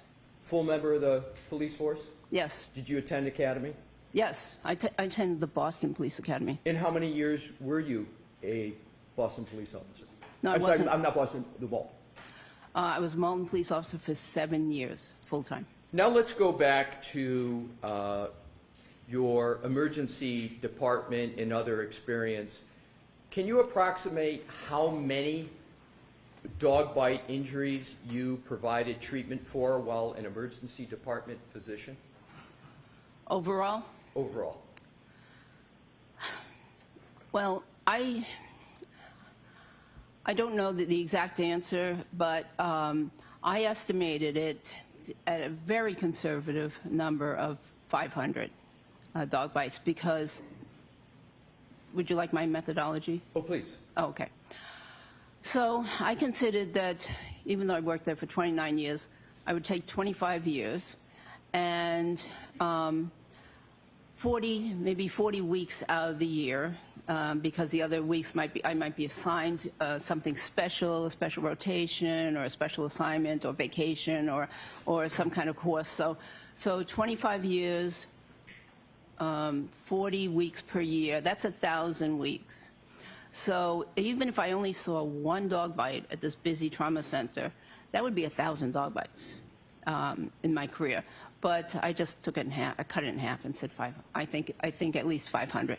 In addition to the 500, did you oversee other physicians or healthcare professionals like physicians' assistants, nurse practitioners, who themselves were treating and observing dog-inflicted wounds on humans? Yes. And approximately, just the number, approximately how many of those, in addition to the 500 you just calculated? Well, I generally supervised about 3 to 4 people per shift. You know, med students and interns, residents, whatever, all those people. And so I would say, very conservatively, another 500. In terms of other work, I want to shift just a little bit in the emergency department. Did you encounter injuries from persons involved in motor vehicle accidents? Many. And you mentioned you were in Los Angeles, and in terms of those, can you approximate how many humans you saw and treated and diagnosed in the emergency medicine department from motor vehicle accidents? Well, it was a very busy level 1 trauma center. What is a level 1 trauma center? So level 1 trauma center is the highest designation that a trauma center can have. And there are many requirements in place in order for a medical center to be a level 1, including 24-hour in-house neurosurgery, 24-hour in-house orthopedics, and an active research program, and many, many, many more requirements. And a certain level of training for all of the ER docs and all of the trauma surgeons. So we were level 1 trauma center, one of the busiest in the west of the Mississippi. And the hospital was located near some major freeways. So we saw lots of patients from motor vehicle accidents. But if I were I would say, if I took the 1,000-week number again, if I saw, at least 3, motor vehicle accidents per week, that's 3,000 at least. And that's just me. That's not the interns, residents that I'm working with. So, shifting again a little bit, as medical director of jail medical services at General Hospital, can you just describe a little bit about the work there, similar to what you just described, or is it a little different? So in the jail medical services, we dealt with people who were in custody. Some of them were also, drunk drivers and under arrest. Some were, they were arrested for a variety of reasons. Anyways, and if they were in custody, rather than have them in the main emergency department, we had a special emergency department for them. And so we would see, interesting cases there. In terms of being a professor, is that your time as an adjunct professor at Cal State Los Angeles? Is that where you were an adjunct professor? Yes, so while I was doing all this, I also had a part-time job teaching a course called Legal Medicine to graduate students, master's level students, in the criminalistics master's program at Cal State University. And in terms of topics, just briefly, some of the topics you would have taught them, and particularly any that may be apropos to why you're here today. So knowing that many of these students were going to go on to work in crime labs or be crime lab directors someday, what I needed to do was to teach them about the aspects of a crime scene that dealt with a body or someone who was injured or killed, and so we dealt with things such as time of death, post-mortem changes, wound analysis on the body, looking for different patterns of wounds or types of wounds that could direct them into, to steer them in their investigation. Let's see, so many other things, yeah. There was a little bit of a noise here when you were talking about wounds and patterns. Could you just repeat that aspect of it? Sure. So when a criminalist or a crime scene investigator goes to the scene, they have certain duties to attend to, and they need to be aware, that certain kinds of wounds, might indicate certain types of deaths. For instance, gunshot wounds in certain locations, or lacerations or stab wounds in certain locations might mean that this could be a suicide, this could be a homicide. They need to know, if there's something that might look like resemble a bite mark, that maybe that area needs to be swabbed or photographed, especially, and etc. So that's basically. It was very basic, but that's what I. Let's now shift again to your work at the County of Los Angeles Department of the Medical Examiner's Office, or is sometimes called the Coroner's Office. When did you have that work, and what did that position involve? So that was from 1993 to 1995. And as I mentioned, there was death investigations. I was assigned a certain number of cases myself, but we also reviewed cases that other doctors had. And I, given my curious mind, when I would do my autopsy, I'd also look at whatever other cases were going on. And there was typically 10 to 15 cases going on any given day. And so I learned a lot, not only from my cases, but from other cases. Did you ever conduct an autopsy of any individual that sustained dog-inflicted wounds? Yes. Please describe that autopsy. That was a case I'll never forget. It was a young boy who had been attacked by 3 dogs, large dogs, but not specifically canine, law enforcement trained dogs, but 3 large dogs. And the wounds there were extensive wounds all over the body, or as best I can remember, including a wide variety: puncture wounds, some scratches, abrasions, contusions. There were a number of different types of wounds.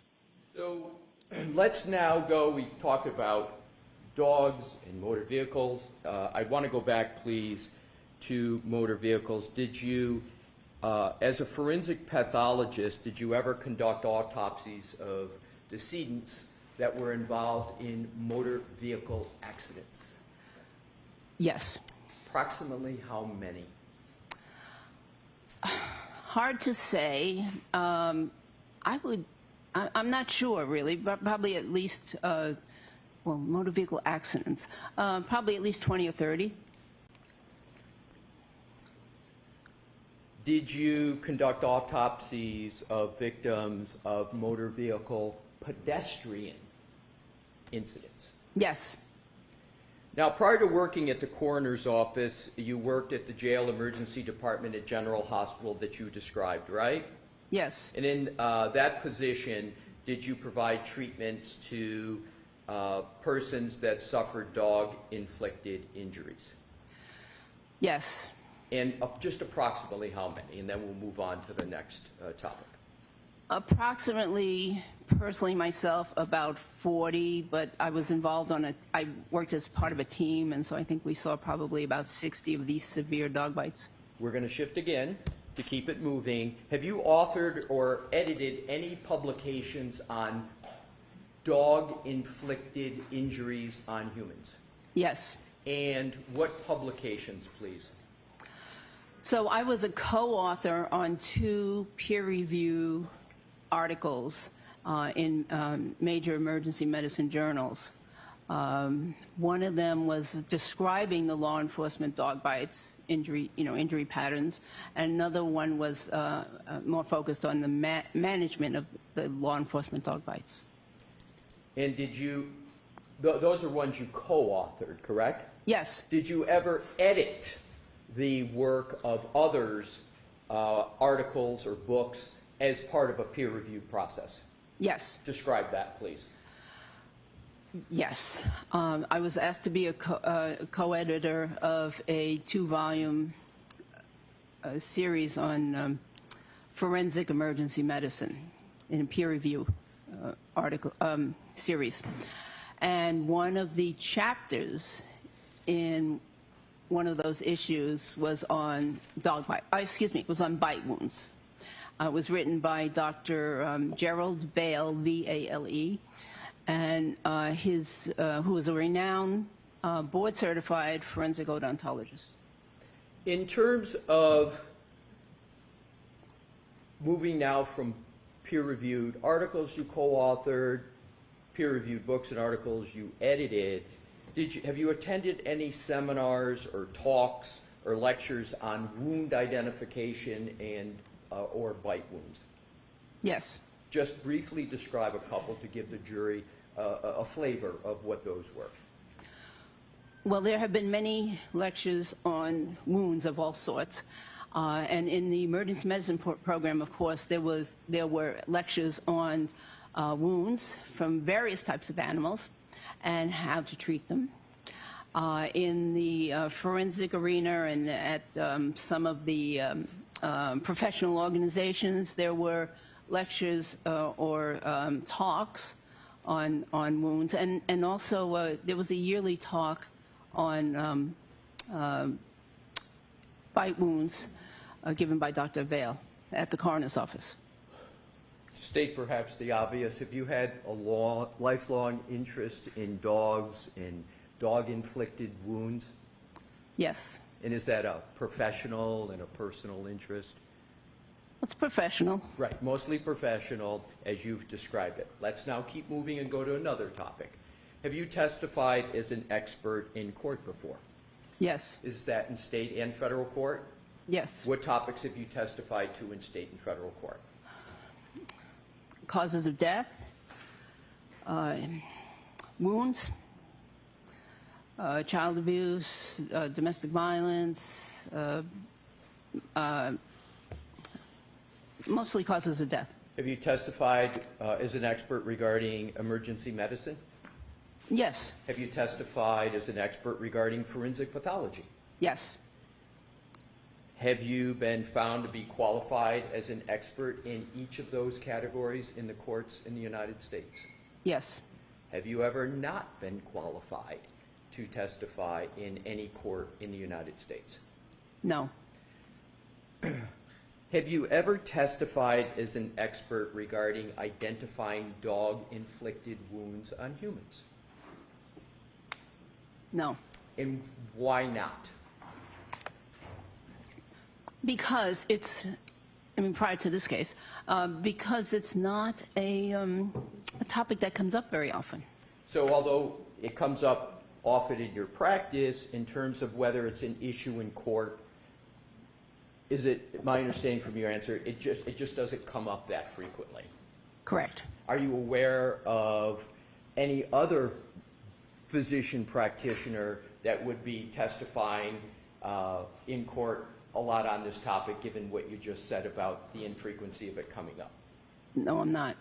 Now let's go on to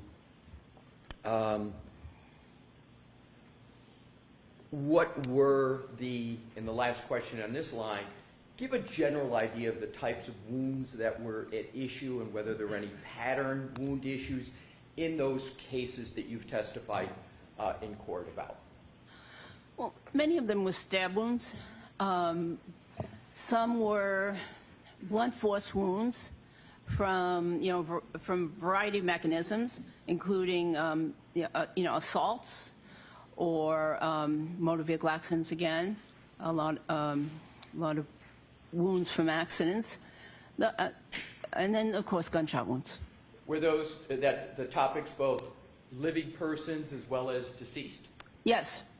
Let's now move to, you've mentioned wound pattern, right? And are you familiar with the topic in the area of wound pattern recognition? Yes.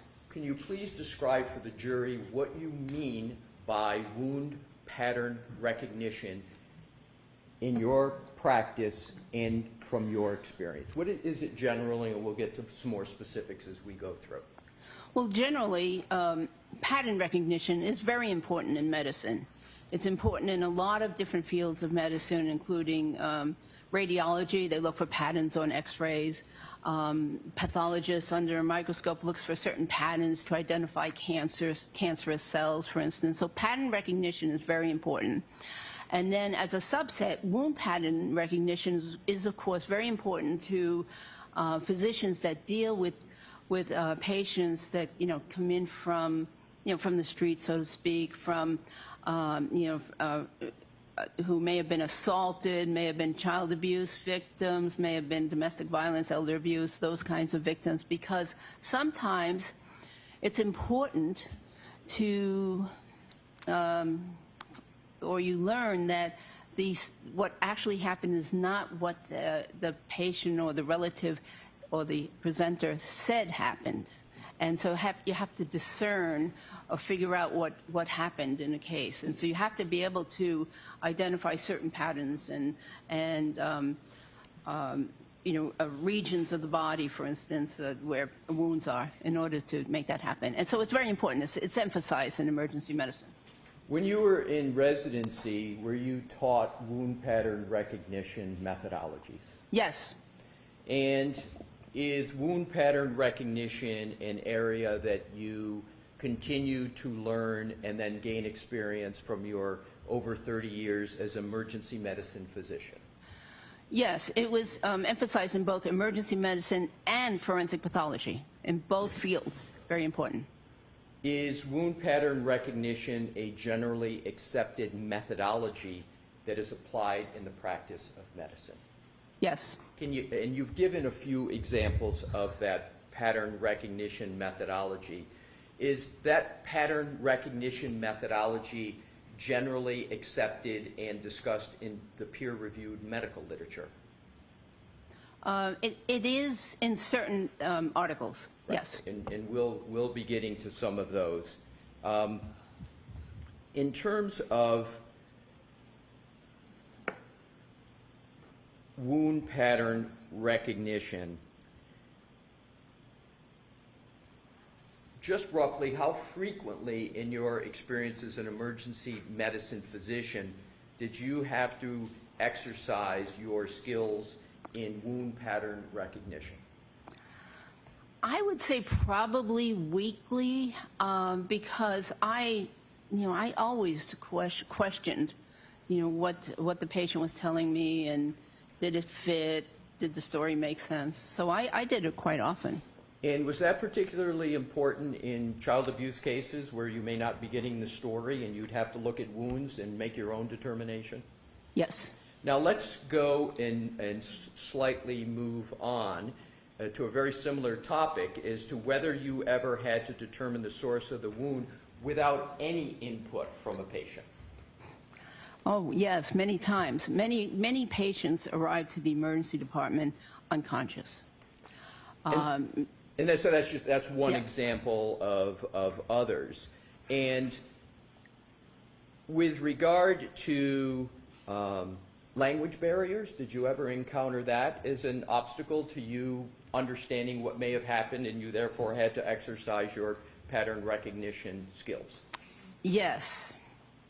So now in terms of dog bites specifically, how often, if at all, did you have to look at a patient without input from anyone to determine whether it was from a dog? Occasionally. And can you recall any specific instance, or is it just you're recalling that you generally had to do it, but you can't recall a specific instance? The second of that, that I generally had to do it. Sometimes, you know, there was a language barrier and people couldn't describe what it was that bit them. And it was important to know because treatment for different types of bite wounds is very, very different. And to be fair to the situation, you can't give any one specific. You remember this person was this age, etc., but you know that you did that on more than one. I'll withdraw that and go to the next area. Let's now talk about wound pattern recognition in the area of forensic pathology. What role does pattern recognition play in forensic injury analysis? And could you please just let the jury know what you mean by forensic injury analysis as regards pattern recognition? Okay, so forensic analysis or forensic injury analysis is the analysis of injuries from a medical legal perspective. In some areas of medicine, the doctors are taught to just treat the injuries, and you know, no figuring out about how it happened or you know what caused the injuries, so much as they treat. But in my case, both the emergency department and the forensic pathology training, I was interested in how the injury happened. That was a very important factor to me. Why is pattern recognition important in the field of forensic pathology? Well, you could look at a wound all by itself, an abrasion, for instance. Abrasion is a scratch. And in and of itself, it might not tell you how the wound occurred, all by itself. But if there are a series of scratches or a series of lacerations or, you know, cuts, they can tell you more about how it happened. And have you applied wound pattern recognition skills in your practice as a forensic pathologist? Many times. Could you just give the jury a flavor by just a few examples? Maybe two. Okay. Self-defense wounds, for instance. An issue comes up often in court. If certain wounds were you know, inflicted on purpose versus were they inflicted self-defense, and things like appearance and location can help you determine that. What was the question again? It's just a few examples of applying pattern recognition skills in forensic pathology. Oh yes, Thank you, doctor. Oh, more? No, more, yes. Oh yeah, motor vehicle accidents. People who are struck by cars. There are certain patterns that one expects to see when a individual is struck by a car, and we're taught, you know, to look for certain patterns, and that can help you determine if they were struck by a car. In terms of motor vehicle accidents and patterns, can you give an example of some of the patterns you would expect to see in someone, and that you have seen in someone that is struck by a motor vehicle? Oftentimes lower extremity fractures, for instance. Lower extremity bruises and fractures are commonplace for someone who is struck by a car. And in your practice as an emergency medicine physician, a rough approximation of how many lower extremity injuries you have examined and evaluated with regard to motor vehicle accidents, including in the Los Angeles area? Oh, I think probably hundreds. Alrighty, so now let's continue with the topic that you were talking about. You called it defense injuries and wounds. I want to cover that topic. Are you familiar with the term posterior surface? Yes, in terms of anatomy? In terms of human anatomy, and with Your Honor's permission, could Dr. Russell point to her arm to show what she's referring to with regard to posterior surface for a defense injury? Sure, go right ahead. Let me explain just in general. Sure. Anterior is the front of the body. And Excuse me, Dr. Russell, I'm sorry, if you want to stand up so the Yeah, jury, with Your Honor's yeah. permission? Yes, are you Okay. comfortable standing up and doing this? Yes. Okay. So many years ago, anatomists decided on a nomenclature for describing parts of the body. And so the way the body, the descriptions go is that you take a person in what they call the standard anatomic position, which is upright with their arms, their palms facing forward. Palms facing forward. So that is the standard anatomic position. So anything in the front is anterior, anything in the back is posterior. Could you point to the arm when you talk about anterior and posterior, please? Yes. So with regard to the arm, if the palm is facing forward, that's the anterior. So the posterior part of the arm would be the back part that I'm touching right now. This back part of the arm and the back part of the forearm would be right here.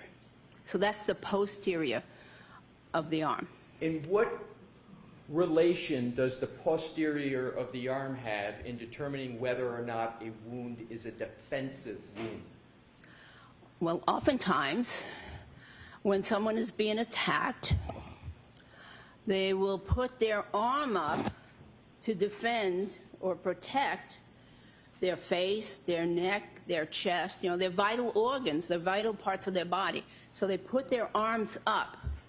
And in doing so, the posterior part of the arm becomes presented to whoever is attacking them or whatever is attacking them. So this is the part of the arm that oftentimes gets injured when someone is defending themselves. Thank you, Doctor. How often have you observed and concluded regarding defensive wounds to the forearm? Many times. I don't know. I don't have a number. 20, 30, I don't know, in terms of decedents. And then in terms of live people, many, many more. And if we just start with the posterior part of the forearm that you've described and you encounter wounds there, are those wounds indicative or highly indicative of anything? Well, they're indicative of defensive wounds being caused in during a defensive action. In your experience as a resident, a fellow, emergency room physician, and a forensic pathologist, and your time at Cochrane, have you experienced and taught the topic of defensive wounds? Yes. Now let's move on to another topic. Do you have knowledge of the dental features of dogs? Yes. Where did you gain your knowledge about the dental features of dogs? Generally from reading articles. And in terms of examining patients with dog-inflicted wounds, did that inform you anything about dog dentition or not? Not specifically. In terms of dog dentition, Your Honor, may I approach? Okay. Thank you.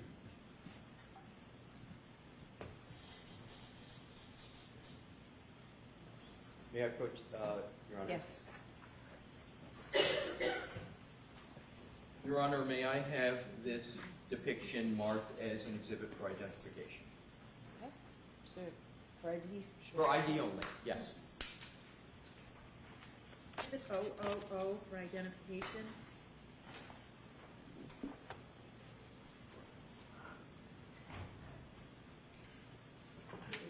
Thank you, Madam Court Reporter.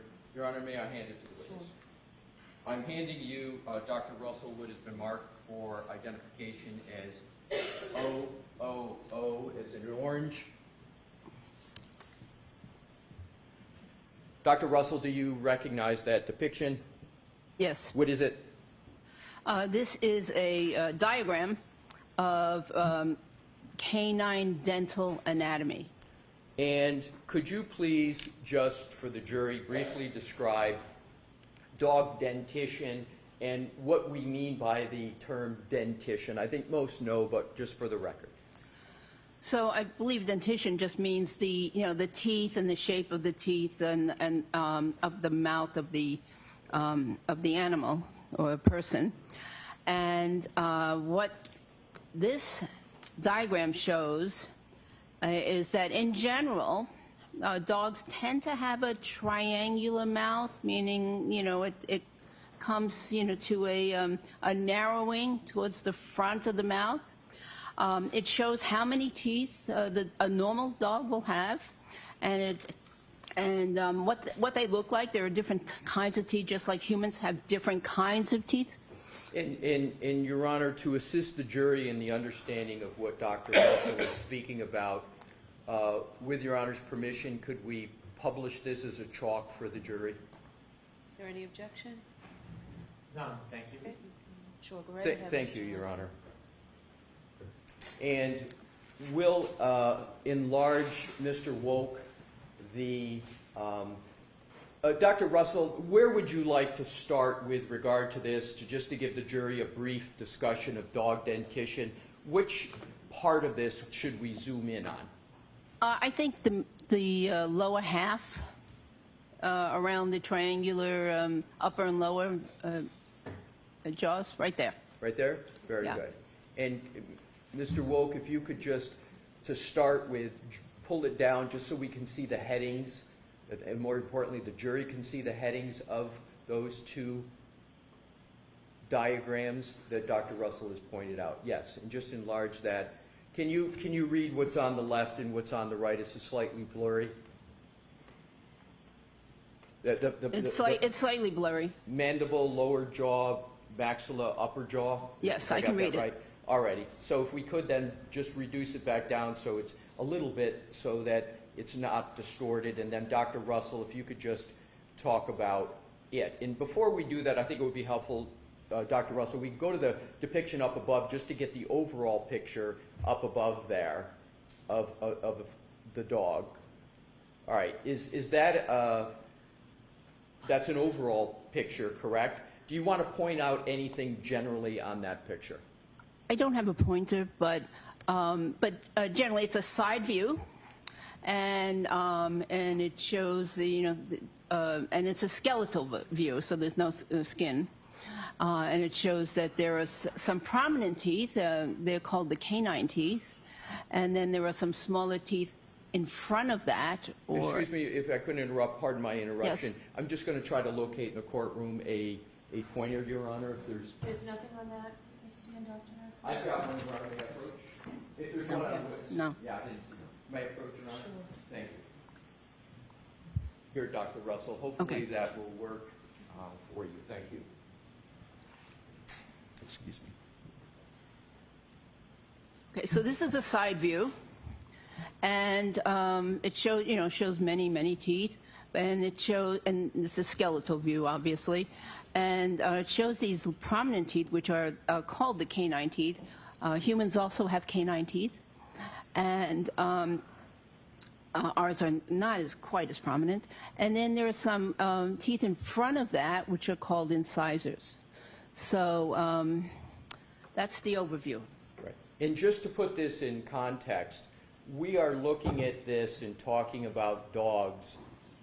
Have you had the opportunity to review any photos of the right arm of the decedent in this case? Yes, And is one of the topics you're going to address whether those wounds are from a dog? yes, And so is this background in terms of dog dentition part of what you're going to cover for the jury later on? yes, and I want to make one more comment, if I may. Please. Just when a dog bites, they usually don't bite with all of their teeth. They usually don't get all the teeth impacted on the individual. So that's important to know. Oftentimes it's the anterior or the front teeth. Why, doctor, is it the case that a dog doesn't always have a complete bite, get all of the teeth? Why is that the case? Well, there's oftentimes movement. Oftentimes the dogs aren't really trained on biting techniques. And so, there's oftentimes the person who's being bitten is pulling away and trying to avoid the bite. So oftentimes there's only impact with a few of the teeth in the front. Great. Please continue, doctor, with your... Dr. Russell, could I ask you to use this screen? Oh, yes. instead of the other one, please? I think it's easier for counsel. Oh, okay. So overview, these large canine teeth, these are the anterior teeth, and as I said, it's very rare for all the teeth to be involved in the bite. It's usually just the front teeth and canine teeth. Are there certain teeth that are on this depiction that cause certain types of injuries, abrasions, tears, punctures? Is there any relation to the teeth in any of those categories, or can it be just general? Well, oftentimes, because the canine teeth are so long compared to the others, they are the ones that seem to cause the the puncture wounds, and those are the ones that appear to get the grip on the person's skin. Is there a medical term for a puncture wound from a canine? Or is it just it's a punctate wound from canines? I'm not sure there's a medical term. Okay, please continue. Okay. Well, that's about it on this side view.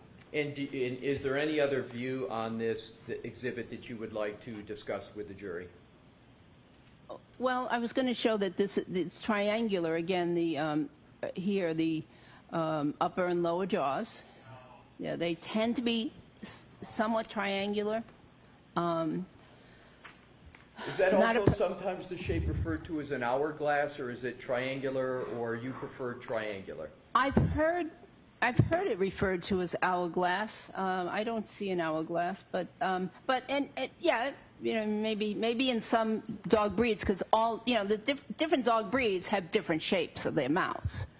But this is just a generalization. Okay, please continue. I don't know that there's anything else. All right, and so you Oh, think... well, actually, yes. So here you can see, go back, please.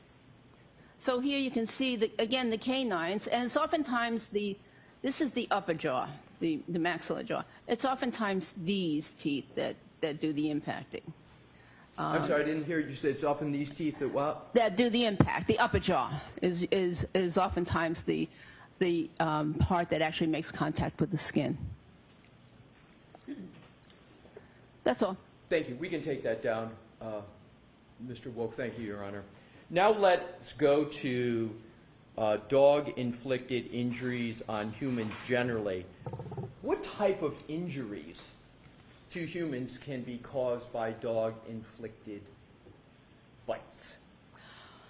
Well, there are lots of different types of injuries. So they could be extremely minor, from a minor scratch to puncture wounds by individual teeth, to actual puncture and punctures by several teeth. There could be several abrasions because there are multiple teeth involved, and if they don't puncture, they at least scratch. They can scratch the skin. That's what I call abrasion, is a scratch. So they scratch the skin, but in parallel, because the teeth are lined up. So they oftentimes have parallel lines. And then, of course, there are bruises that could occur because of the crushing injury, and there can be what we call avulsions, which are where an actual flap of the skin is removed, and I can go further, but there's a wide extent of injuries. So there's a wide extent, a wide range, and can you just give one or two factors that are going to determine whether you're on the more minor side of the range to the more major part as regard to the type of bite that the dog is able to get? Well, I think that when there is penetration of the skin and pulling away of some of the tissue, I would consider that a more significant bite because of what's needed for treatment. Just bear a moment, please. Thank you. So, in terms of the nails and claws of a dog, what type of injury, if any, can those cause? So the nails they're also somewhat pointy or triangular in configuration or shape, and so they can cause scratches, and actually they can cause even deeper wounds if the nail catches the victim's skin a certain way. But most of the time, just scratches. From your experience, what type of medical experience, peer-reviewed article experience, your whole professional experience with dog-inflicted wounds on humans, do you have experience with just a part of the range or the whole range of injuries that a dog can inflict? Well, I think I have a very wide range of experiences because those very serious ones we talked about in the very beginning, where there were crushing and ripping injuries, those were the trained canine dog bites. Most emergency physicians don't even get to see those. They're so so uncommon. But I was but because I was assigned to jail ward, that's how I got seen. But in the majority, in the main ER, most ERs in our main ER, we saw the more minor type of injuries. So, in terms of if someone is bitten by a dog, where are they? Again, I think most people understand this, but just to be clear for the record, when someone gets a dog-inflicted wound, where do they usually go? Well, Sustained. Ask it. Doctor, are you aware of the medical facility, from your experience, where people go who have dog-inflicted wounds?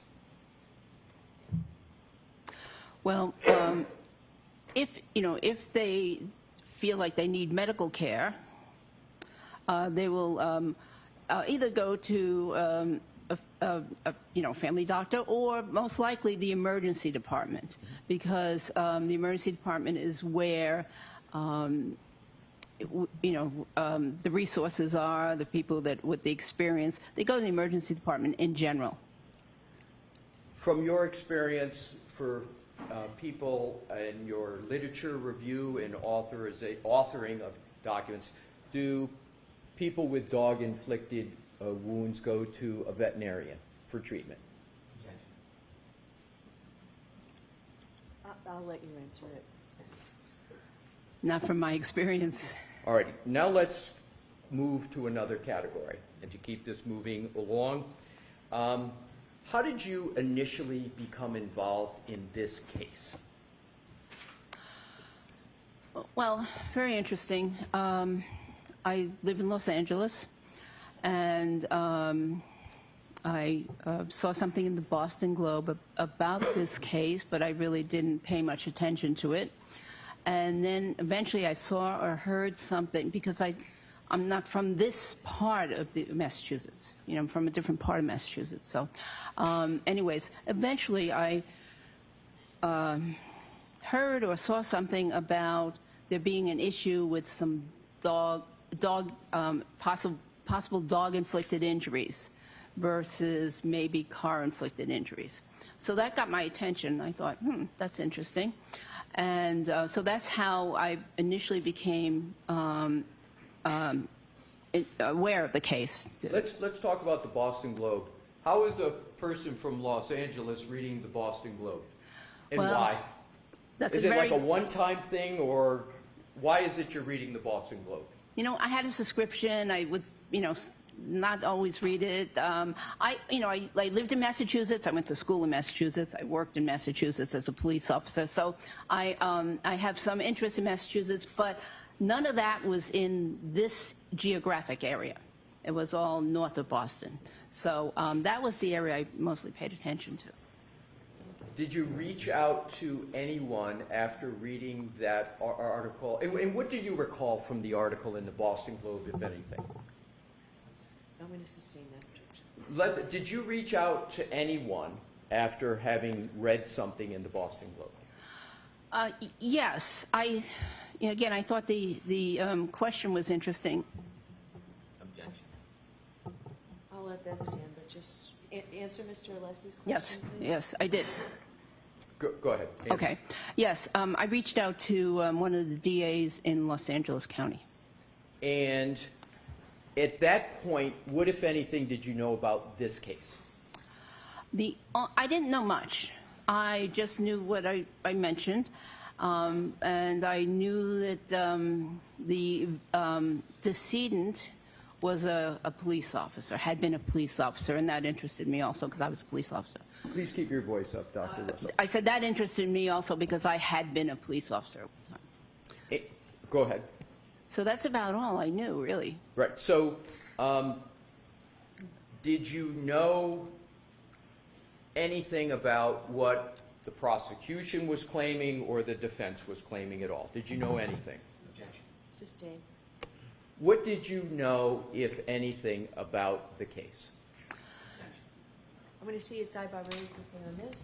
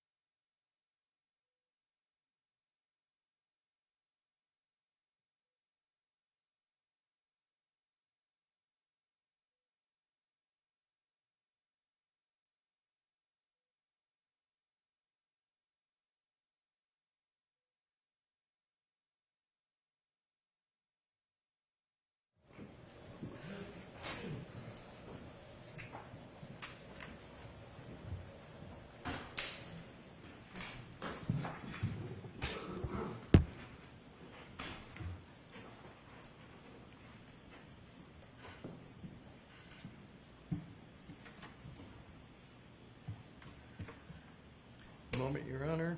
Okay.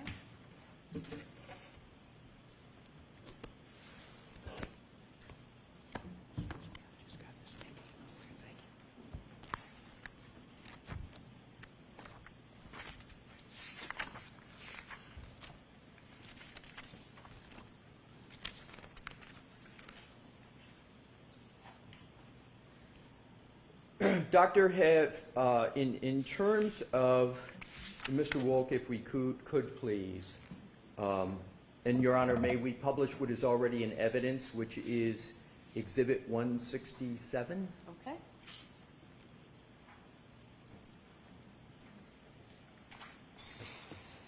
Dr. Russell, do you recognize Exhibit 167? Yes. And how do you recognize that? Well, first let's start, what is it, and then how do you recognize it? It is a picture of the decedent's right arm and forearm. Now,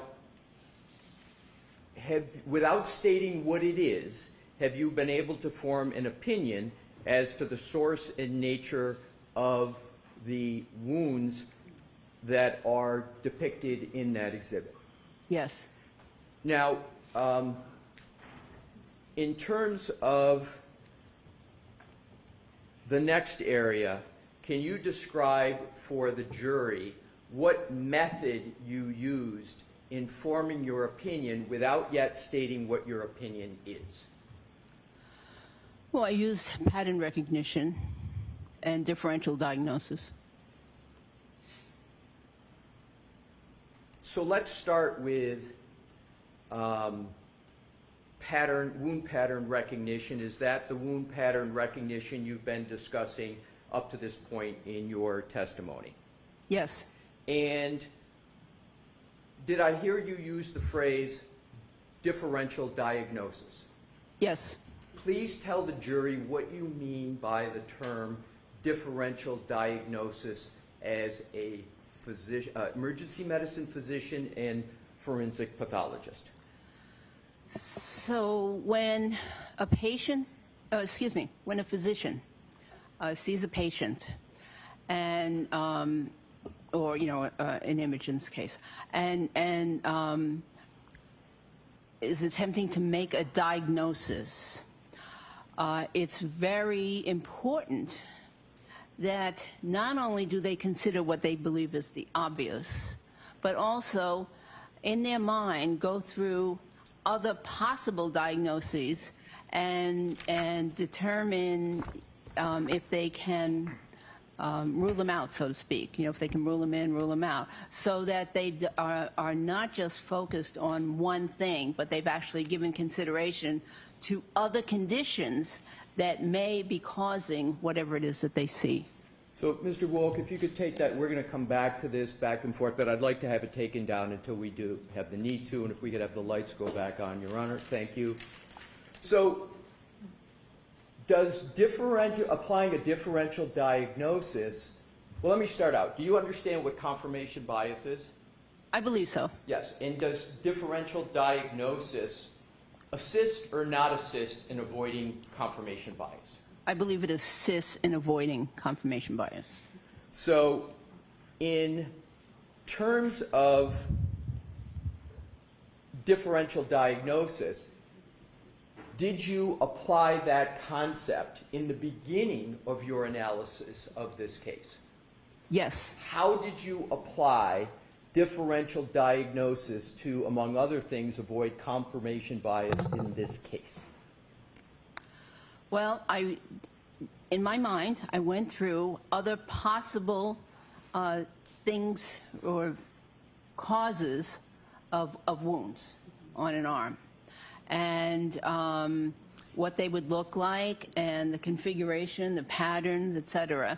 And then I figured out why these other potential causes of wounds in the arm, did not fit this case. So is a phraseology a synonym for differential diagnosis, what doctors call ruling out something? Is that another way to say it as well? Yes. So we're going to come back to the differential diagnosis. I just wanted to have that question first. Now let's switch to the materials that you considered in forming your opinion about the nature and source of the wounds to Mr. O'Keefe. Describe what you looked at in terms of coming to your opinion, conducting a differential diagnosis, and avoiding confirmation bias. What did you look at? Well, I looked at pictures similar to this. So there were pictures taken at the hospital. There were pictures taken at the medical examiner's office. I looked at the medical records. I looked at the autopsy report. And I looked at other reports from the Massachusetts State Police. And then,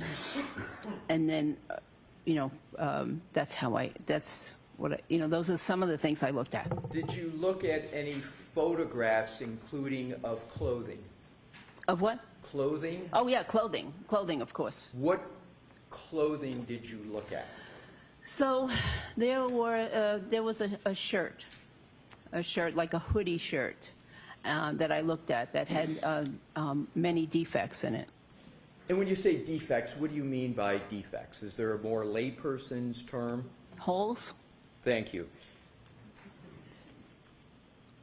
Did you look at any history of any dogs with regard to any municipalities and dog incidents? I'm going to sustain that, Mr. Leslie. Did you look at any municipal records with regard to your review in this case? So that's sustained. With regard to other documents, if any, could you describe any other documents that you looked at? Well, I also, I'm going to see you at Cyber.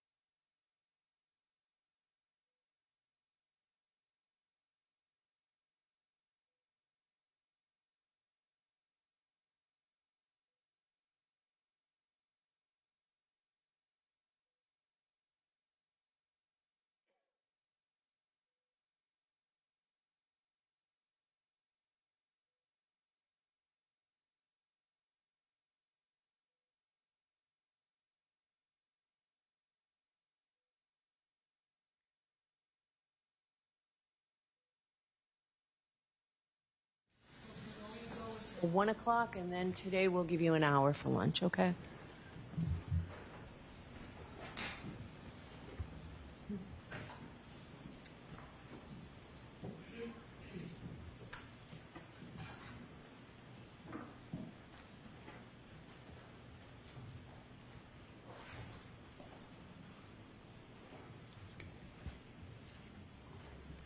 May I continue, Your Honor? Yes. Thank you. Thanks for your patience, Dr. Russell. We had broke off where you had described the materials that you had reviewed.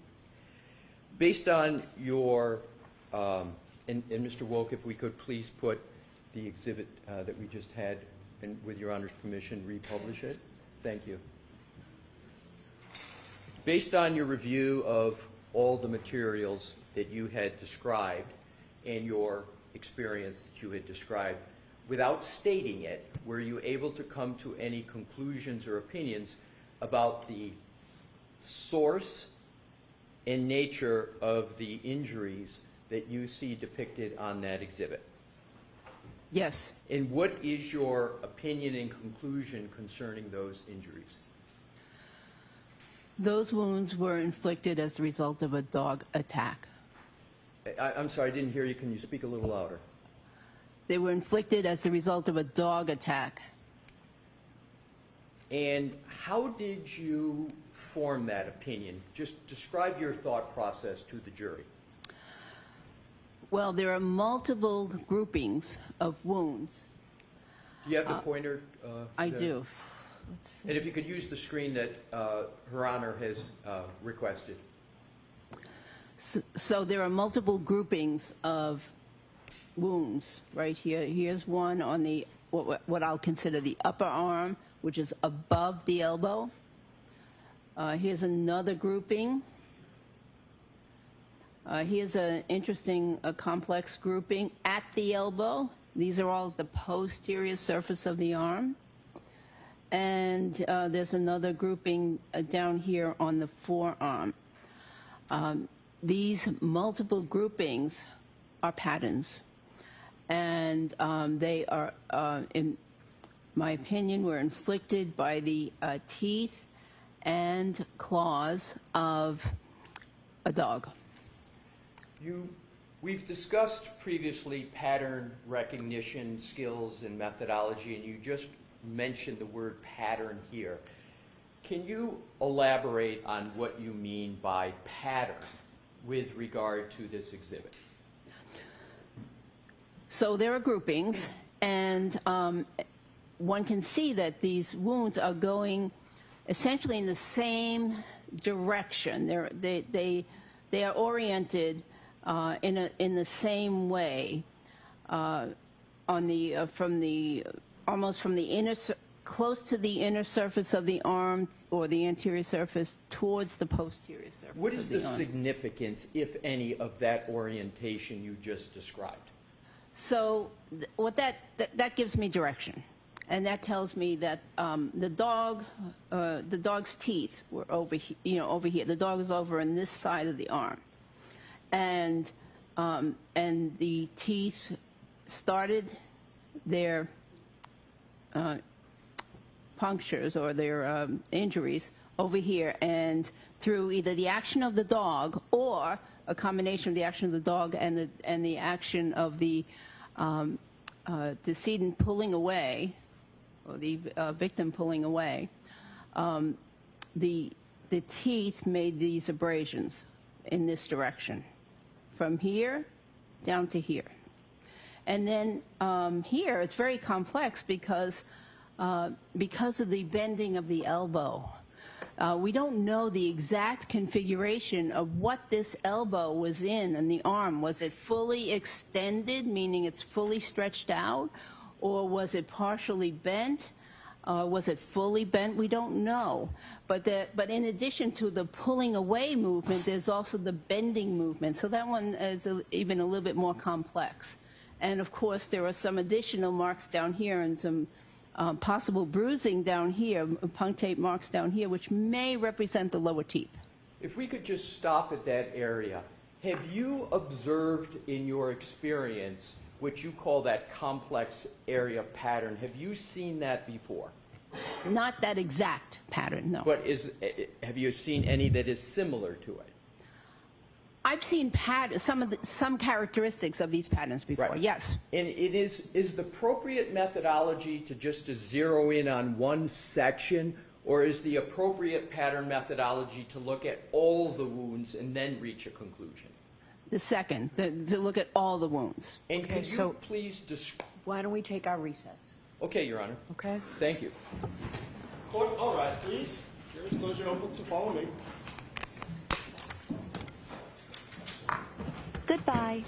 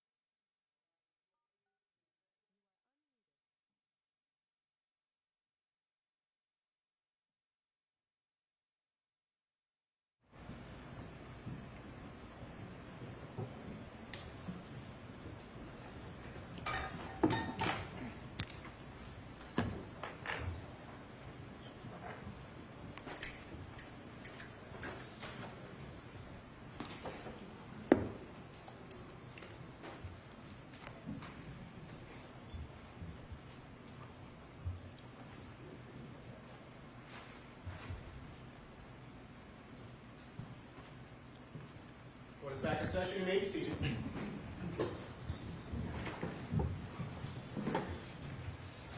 All right, Mr. Leslie, whenever you're ready. Thank you, Your Honor. Good afternoon and welcome back, Dr. Russell. Good afternoon. Your Honor, if we could please publish Exhibit 1 in evidence. Okay. Mr. Wolk. Dr. Russell, do you recognize Exhibit 1 from your review of the documents in this case? Yes, And what is it that Exhibit 1 represents? it's a picture of the forearm of the decedent. And we left off at lunch, and I'm not going to cover too much old ground, just to reorient ourselves back to where we were. You were discussing the basis of your opinion and conclusion that you said that these wounds were caused by, why don't you restate, well, let's continue on in the basis of your opinion. Let's just continue on. Can you go through what is in Exhibit 1 and describe how it is that you came to your opinion? Well, I observed multiple patterns of striations or linear abrasions. I'm sorry to interrupt you so soon. Do you have the pointer in case you want to use that available? Thank you. Thank you. So there's multiple groupings of linear abrasions, and linear means like a line, linear. So there's multiple of those, and here's one. Here's another one closer to the elbow. Here's another one closer to the wrist. And here's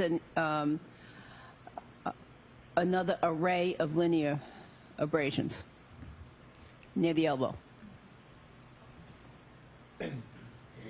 In terms of these wounds, in assessing their source, do you look at them individually, collectively, or both?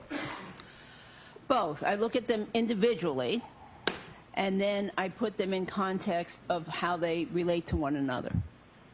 And how they relate to one another, is there a name of that methodology that you use in terms of how they relate to each other? Well, I think it's a pattern methodology, pattern recognition.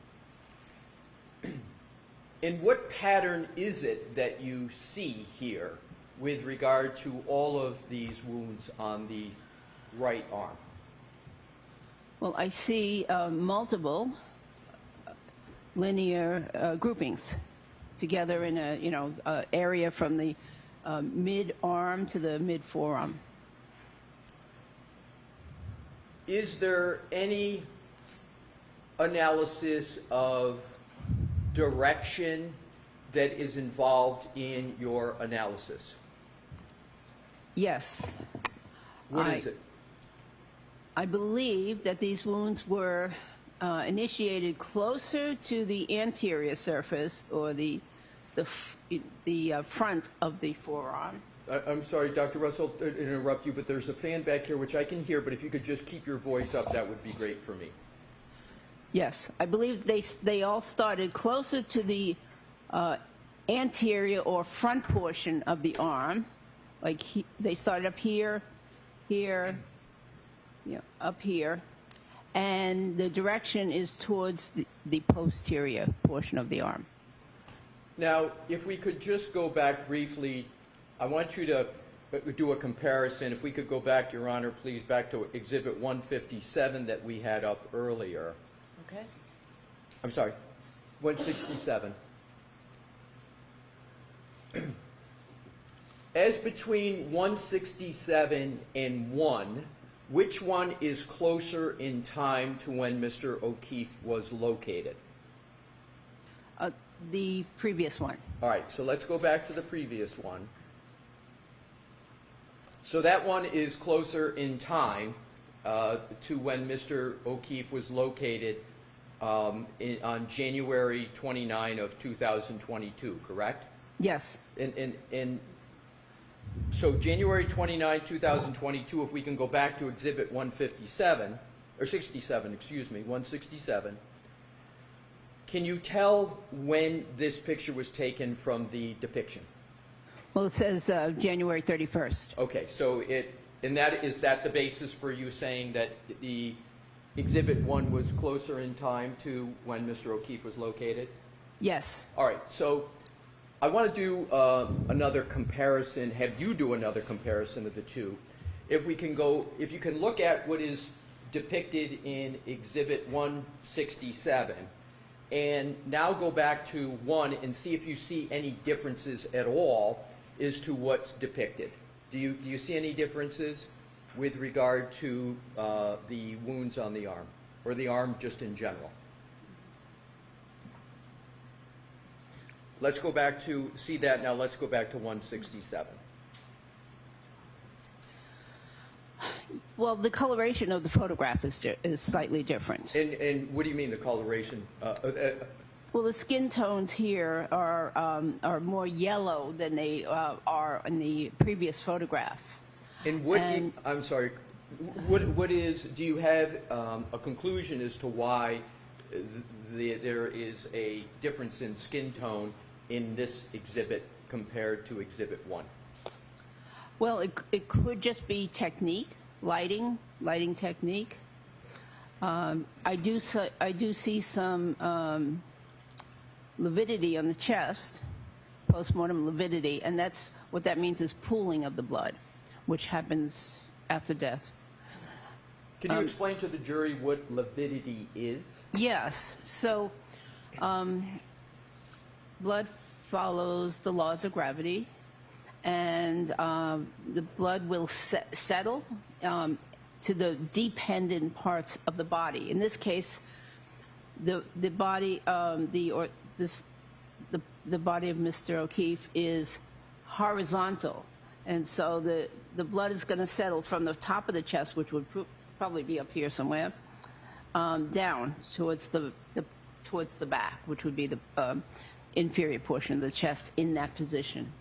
And likewise, it would happen on the extremities too. So you just mentioned the extremities. Do you see any lividity on the extremity here, the right arm? You know, actually, there is discoloration over here in the elbow area. I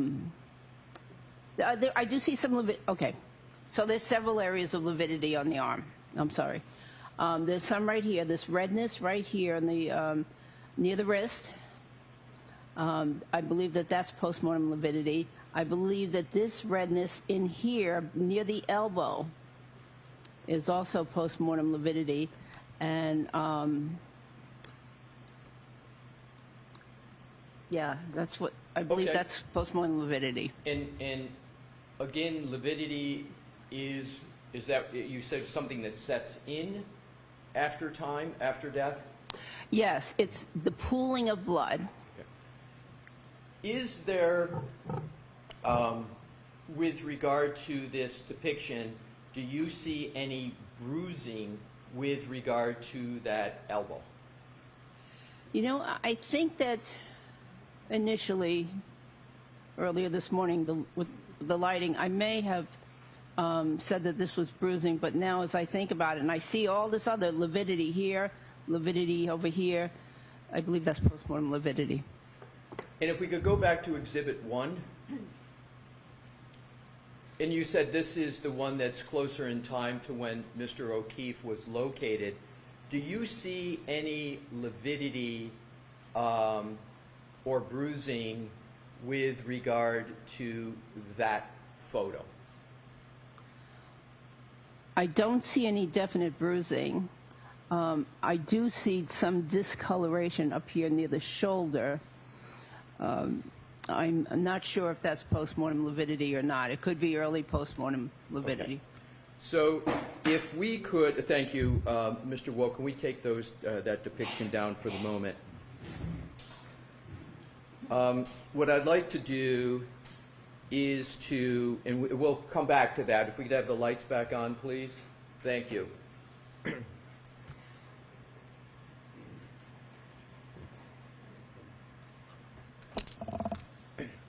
Have you had experience prior to this case in performing your pattern recognition methodology skills with regard to dog-inflicted wounds on humans? In other words, have you seen dog-inflicted wounds that have a pattern on humans? I've seen dog wounds that have had a pattern. I didn't need to do it, utilize that skill, because I also had other information about the case. You know, for instance, the police officer or the victim himself said, you know, I was attacked by a dog. Right. And for those that can you give an example, like in the ER, just as to how you would come to have that knowledge, or otherwise? How would you generally come to have the knowledge as to a potential source of the wound? Oftentimes it's the victim that tells me, or in the case of the law enforcement dog bites, I had both victim and police officers tell me that the police dog, inflicted these wounds. And so and how many times generally in your career, we discussed it this morning, how many times generally did someone present with dog-inflicted wounds and you were told that these wounds were from a dog? Roughly how many in your career? Well, all of the law enforcement dog bites, so that would be 40 to 60 or so of those, plus most of the non-law enforcement dog bites, the patients or the mother have said, this, a dog bit me, or a dog bit my son. And for those where someone said something, the dog bit my son, were the wounds that you saw similar to or different from the wounds that are depicted in Exhibit 1 that we've had up on the screen? On the civilian dog bites, there's some similarities, but not as many striations on the civilian dog bites. And are the more striations on what's depicted in Exhibit 1, does that lead you to more easily conclude it's from a dog bite, or is it harder for you to conclude it's from a dog bite? Neither. Right. So is your prior experience as an emergency room physician, as a physician in Cochrane, does that experience allow you to exercise pattern recognition skills with regard to Exhibit 1 in Exhibit 157? Sustained. Do you use your pattern recognition, did you use your pattern recognition skills in evaluating Exhibit 1 in Exhibit 157? Yes. In terms of characteristics of dog bites, if we can go back to Exhibit 1, please. Is Exhibit 1 highly characteristic of a dog bite or lowly characteristic of a dog bite? Sustained. How would you describe the characteristics of what appears on Exhibit 1? What I see on Exhibit 1 is multiple strikes from a dog. I'm going to allow it. Can you please repeat your answer? Yes. What you see? Multiple strikes from a dog. And with regard to, do you see any characteristics in terms of a medical observation with regard to those strikes? I don't understand the question. Are you familiar with the medical term pathognomonic? Oh, yes. What is the definition of pathognomonic? Pathognomonic in medicine means that the characteristics of a condition are so highly specific and unique that they basically say that it can only be from a certain condition and no other condition. So to the exclusion of all other conditions. That's what is meant by pathognomonic. At least that's my understanding. Do you consider these wounds pathognomonic? Sustain. How do you evaluate these wounds in terms of what you call their characteristics? I characterize them as highly specific for a dog attack. I'm going to strike the last word, Mr. Wilson.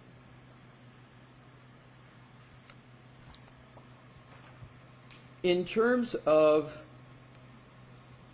the characteristics that you have talked about, are there any other aspects of dog dentition that you can discern from Exhibit 1?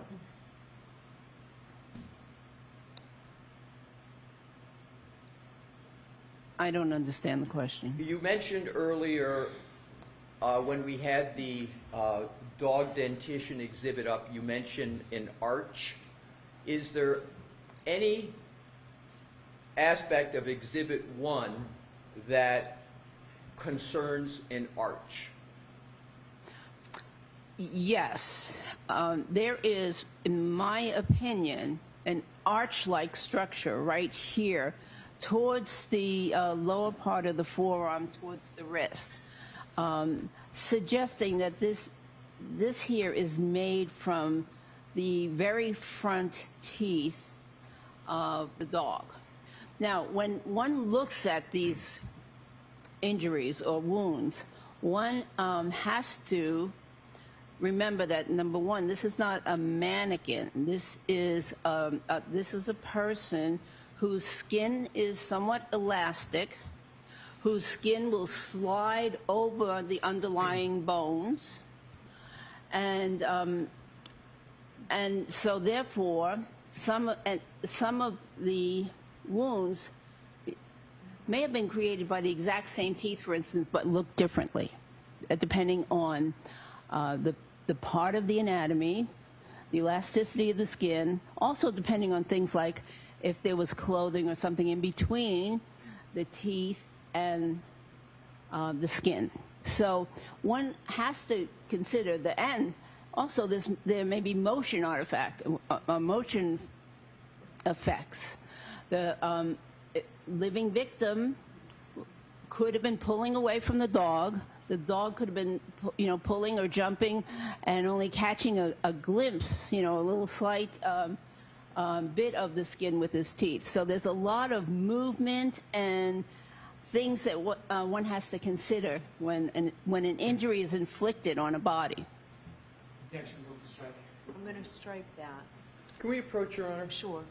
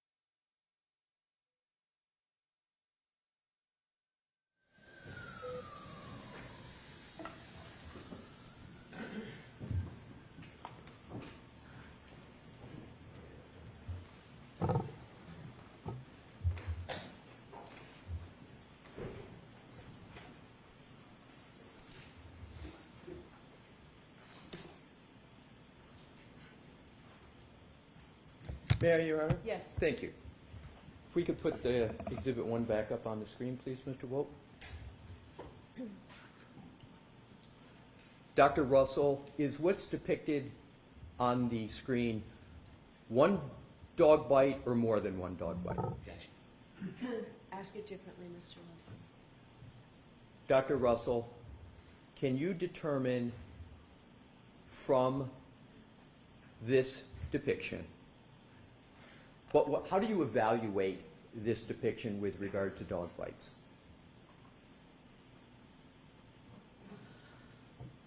Well, I see several groupings of wounds. Here's one grouping up near the shoulder. Here's another distinct grouping near the elbow, but above the elbow. Here is a third grouping around the back of the elbow and the upper forearm.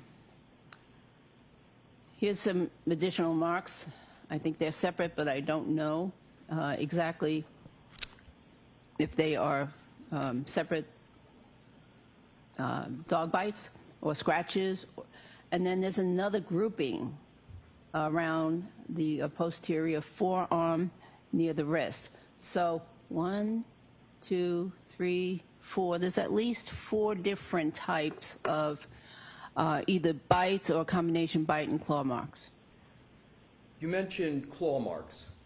Is there any evidence of claw marks in this exhibit? It's hard to say exactly what what these marks are. This one here, and even to a certain extent, this one here has some characteristics of both claw marks and bites. So, Even though you may not be able to determine whether it's a claw mark, can you determine, or the specific type of mark, can you determine that those are from a dog? I believe they are, yes. So now let's go. You mentioned, we'll switch. We can leave that up for just a moment because we're going to come right back to it. And Dr. Russell, earlier on you used the phrase incomplete dental impression. Do you recall that? Something like that, yes. Yeah. What phrase would you like to use? Because you were describing whether a dog or not had a complete bite. What phrase would you like to use? But that's okay. Incomplete bite, I Okay. might Do you consider. see any evidence of an incomplete bite on Exhibit 1? I believe all of the bites here are incomplete. Why do you come to that conclusion? Because, in my opinion, they don't penetrate the skin, which I would consider more of a bite or more of a complete bite. So they're just scratches on the surface of the skin. When you say they don't penetrate the skin, we see the marks that are on there. What do you mean that they don't penetrate the skin? They don't penetrate the full thickness of the skin and extend into the soft tissue underneath. And what, in terms of incompleteness that you just described, have you observed incomplete dog bites in your career? Many. Roughly how many incomplete dog bites have you observed and treated in your career? Over 100. In our incomplete bites, the majority of bites from civilian dogs, or are they a minority of the bites from civilian dogs? I believe they're the majority of the bites of civilian dogs. Did you determine whether these wounds occurred at the same time? I believe they did. Why do you come to the conclusion that they occurred at the same time? Because of the wound characteristics, the coloration of the wounds, the tissue reaction to the wounds. So they all timing are at the same time, around the same time. Did you determine whether these wounds were sustained by Mr. O'Keefe before or after he died? Before he died.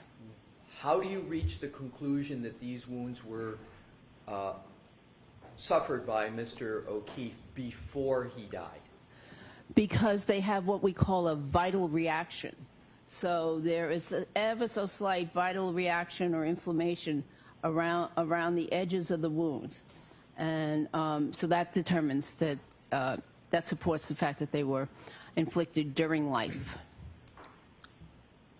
Dr. Russell, did you observe Mr. O'Keefe's right arm personally? No, Is it generally accepted in the practice of medicine, particularly emergency or pathology, to observe and determine the source of a wound from a photograph after death? it is generally accepted. And have you, in your career, used photographs to determine wounds and patterns of wounds? Yes, And is that an accepted practice? yes, And it is a generally accepted practice? yes. Now, in conducting your, we're going to switch a little bit now to what you call the differential diagnosis. In conducting your differential diagnosis with regard to motor vehicle accidents, describe for the jury how you performed that differential diagnosis with regard to the decedent. And we can leave that up for just a moment. Go ahead, Dr. Russell. So, I'm gonna need to see you, sorry, folks.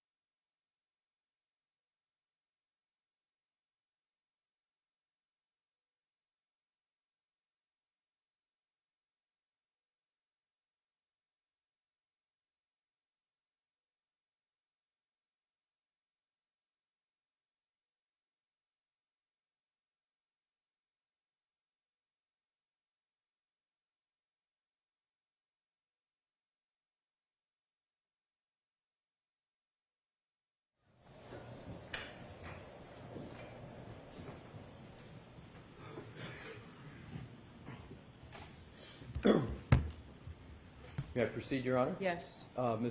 With Your Honor's permission to republish Exhibit 1. Thank you for your patience, Dr. Russell.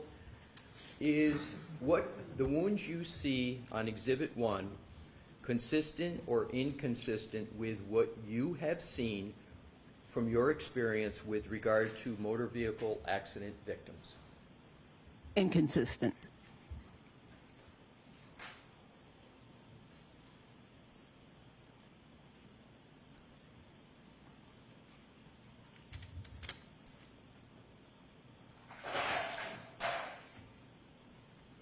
If I could have published Exhibit 206, which is in evidence, Your Honor. Okay.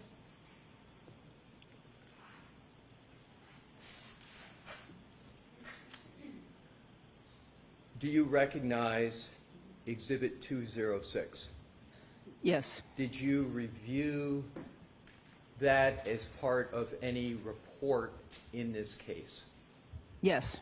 And can you describe how you reviewed this document as part of your evaluation of this case? Well, I reviewed the injuries, which are, so this is a decedent, a picture of a decedent, a different case, not the decedent in this case, totally separate case. And So is this from Dr. Welcher's report that you reviewed? Yes. All right, so continue, please. And so this is a person deceased, looks like in the street, and he's got multiple injuries. And this is allegedly from an auto versus pedestrian accident. So if we could, are you able to discern any injuries to any limbs from this? If you could zoom in on the limbs, Mr. Wolk, thank you. So there is a very extensive degloving, partially degloving, avulsion injury to the forearm of this individual, the extensive skin loss, damage to the subcutaneous tissue, possibly damage to other tissues beneath that. And Mr. Wolk, if you could zoom back out and go to the list that is highlighted in the original of this. And Dr. Russell, can you tell me whether you evaluated the list, and if so, how did you evaluate that list in connection with the photo? Well, the photo is limited only really to the upper chest and the right arm. And so I can't comment on any of the CAT scan findings here on this list. But this is a list of numerous traumatic injuries to this person. And regarding the arm, it says right upper extremity wound with vascular injury, clinical. What does that mean, if anything, to you? Well, that suggests it's a soft tissue wound. However, what they're saying is clinical, so they're not commenting on if there were any X-ray findings, for instance. On an X-ray, but I mean would be a post-mortem X-ray. And this is just a clinical diagnosis or a visual hands-on diagnosis. Do you know whether that line that you just read relates to any part of the photograph? Any part of the photograph? Well, I believe it relates to that injury that we pointed out in the previous photograph. Can you switch back to that, please, Mr. Wolk? And if you could just zoom in and just what does... So this is the wound that they are talking about. It's a large gaping wound, soft tissue wound. If we could go back to the list, please. Zoom in. Thank you. But, Please continue. no. What I was going to say is that there are multiple other injuries in this person.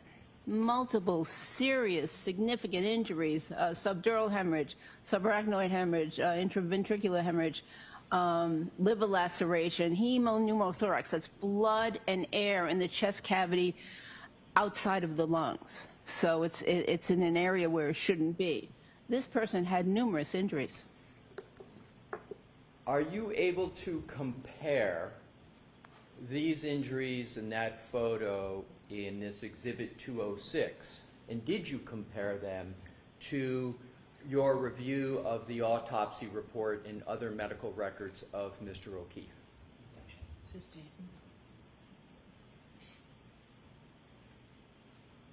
Answer the question?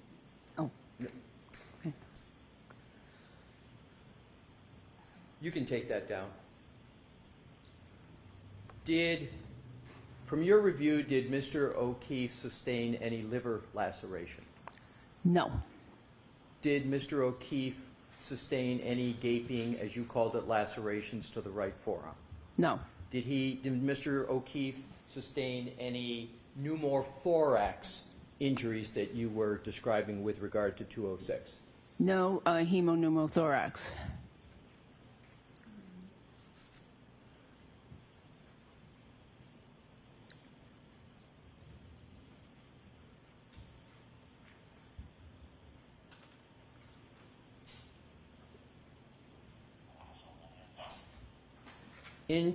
Let's switch to another topic. Let's talk about clothing of the decedent.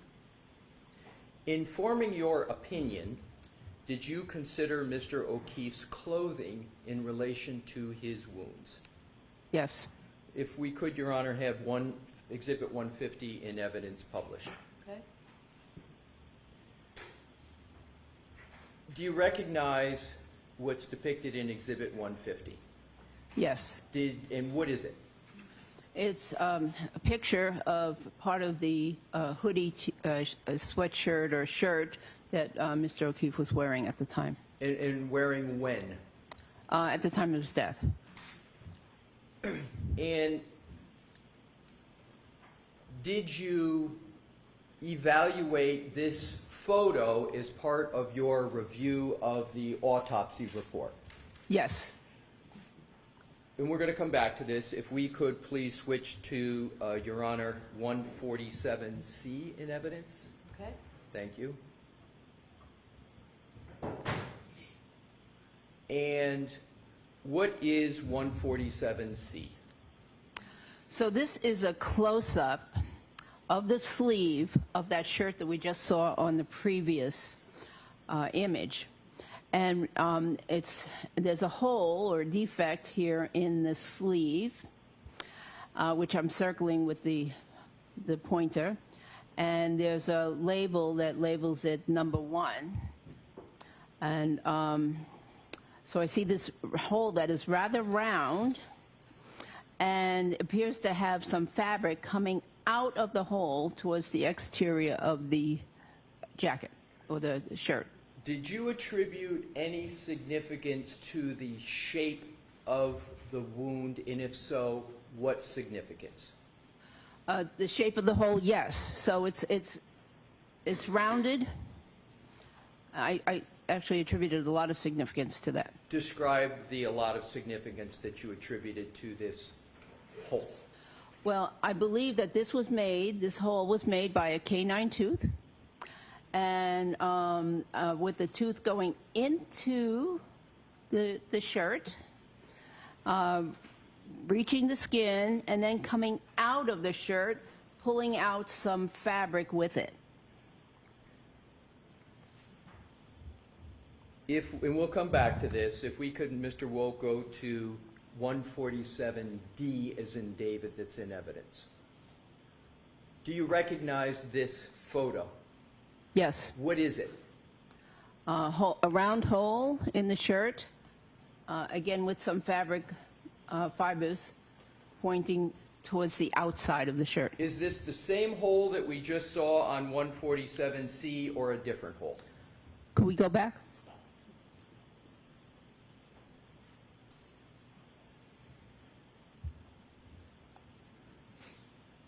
I don't know. Okay, so let's now go back to Exhibit 150.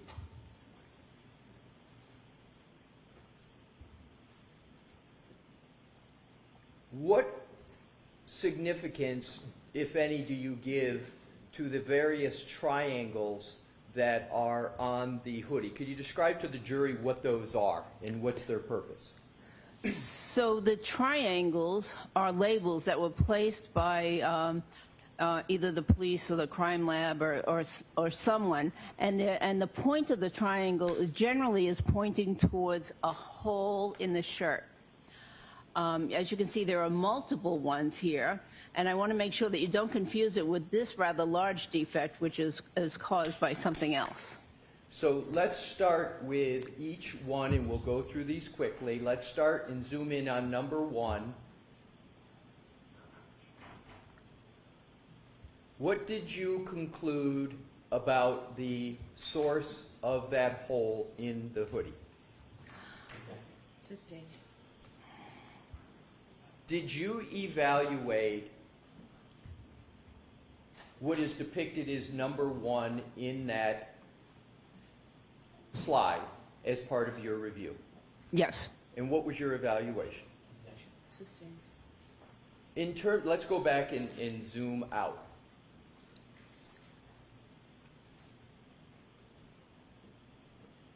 Have you, in your career, examined clothing either as part of your forensic pathology practice or your emergency medicine practice to determine the source of defects in clothing? Yes. How many times have you done that approximately in your career? Several hundred.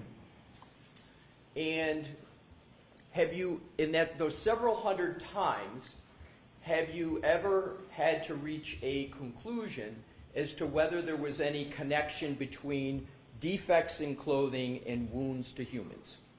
Many times. Can you give some examples of the many times you've had to look at clothing and defects in clothing to assist you in determining wound recognition in a human?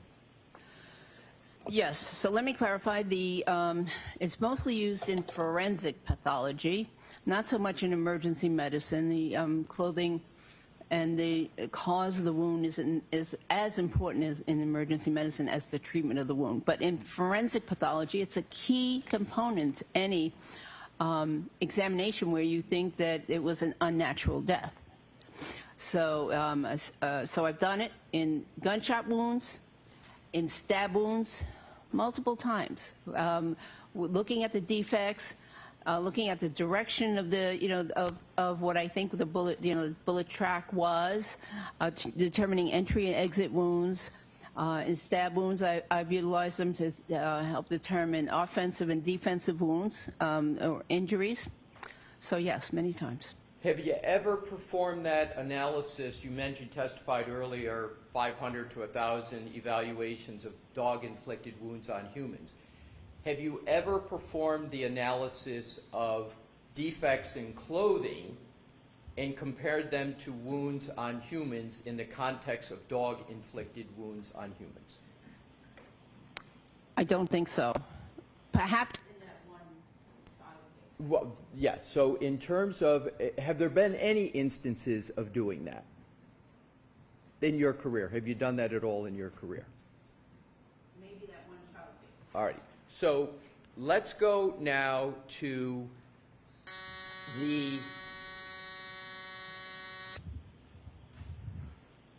you were discussing the defects in the arm as well as the wounds in the arm and then the defects in the clothing. In terms of back to Exhibit 1.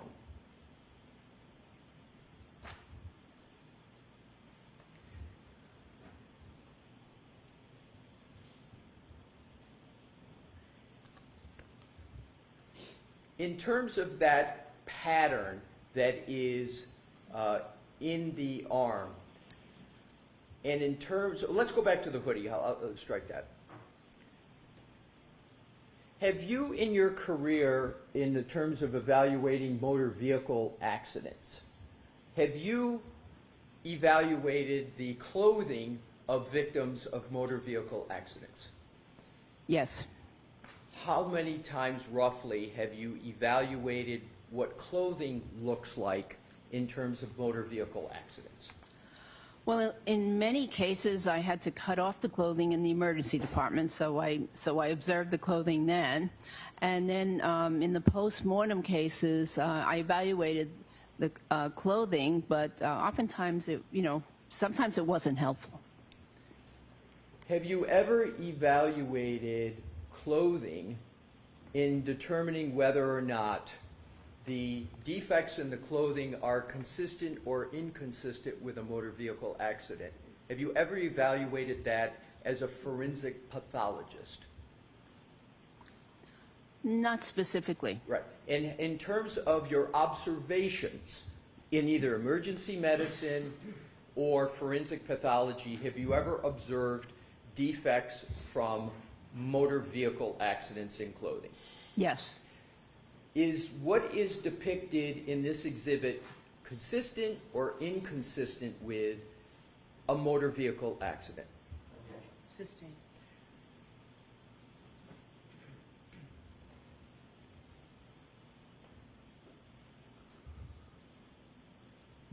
In determining, let's go back to Exhibit 1, please. In determining and reaching your opinion with regard to the source of these wounds, is it necessary for you to reach that opinion to see a specific dog to determine whether the wounds are from a dog in general? No. And in your experience that you talked about earlier today, the 500 to 1,000,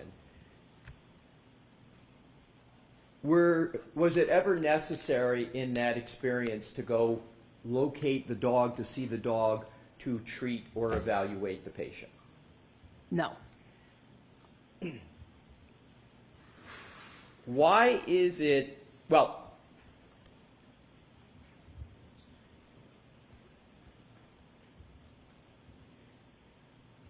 in terms of, we're going to move to another category, studies. Did you review any studies informing your opinions in this case? Can we put the lights on and take this? Yeah, down, yes, Mr. thank you, Leslie? Your Honor. Yes.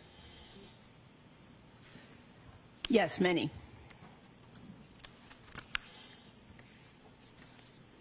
And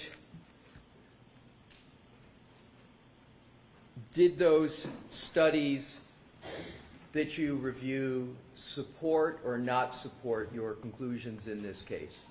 Sustained. Which studies did you rely upon? Well, I reviewed quite a few, 10 to 20 in depth, and I relied a lot on 2 of the articles. Do you recall the names of the lead authors in the studies that you said, that you just referenced? Yes, one of them was Diamandis. Could you spell that, please? I wish. Diamandnyck, I believe. And was there... And then there was another one, Pollack, Pollack.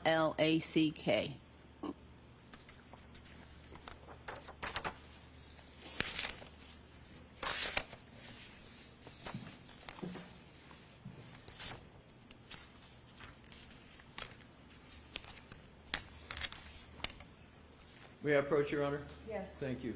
Your Honor, my recollection is correct. We've already pre-marked as exhibits for identification these studies, 2 studies. I may be incorrect in that. If so, I have studies. I'm going to show them to Mr.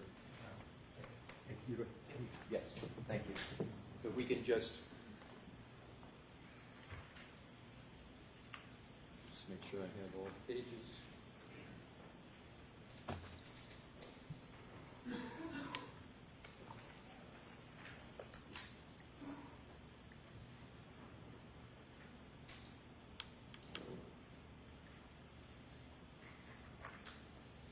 Do you have these handed out for the order? Oh, I have none. Okay.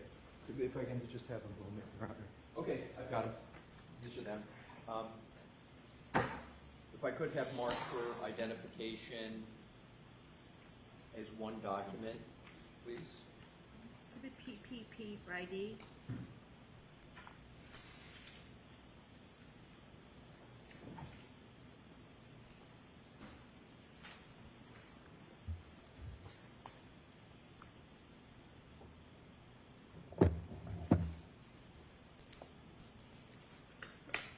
One more, Madam Court Reporter, thank you.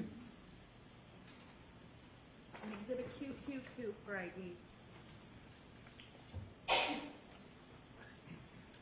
Mr. Alessi, when the court reporter's done.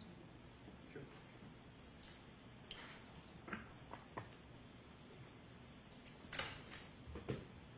Yes, Your Honor. Which is what? Exhibit PPP is the Diamandis, and Exhibit QQQ is Pollock, and those are the lead author names. You're welcome. May I leave them with the witness, Your Honor? Yes. Thank you. Thank you.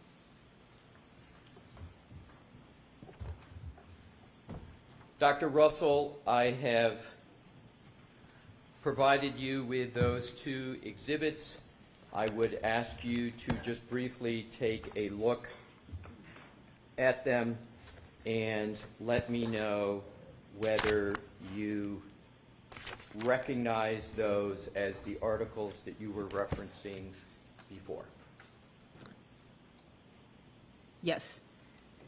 Now let's start out with the Diamandis study. Is that exhibit PPP? PP. Right. So is this the study that you referenced earlier in your testimony? Yes. Can you briefly describe for the jury how that study related to the opinions in this case? Sustained. Are these the studies that you cite to as a basis for support for your opinions in this case? Yes. And is QQQ a study that also supports your opinion in this case? Yes. Now, in terms of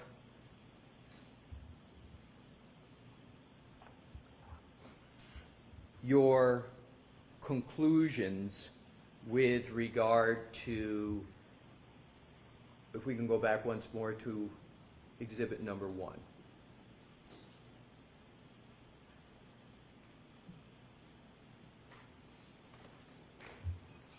With regard to your opinion on the cause of these injuries, can you once again state your opinion as to the cause of these injuries?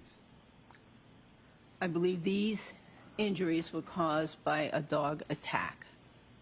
So I'm going to strike that word. Yeah, so Dr. Russell, if you could, with regard to bite parlance, can you state what your opinion is with regard to bite? So do you have an opinion as to what caused these injuries? Yes. I believe that these injuries are the result of dog bites and or claw marks. And do you hold that opinion to a reasonable degree of medical certainty? Yes.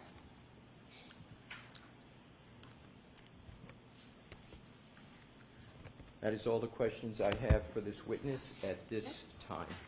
All right, thank you. You want these? Okay.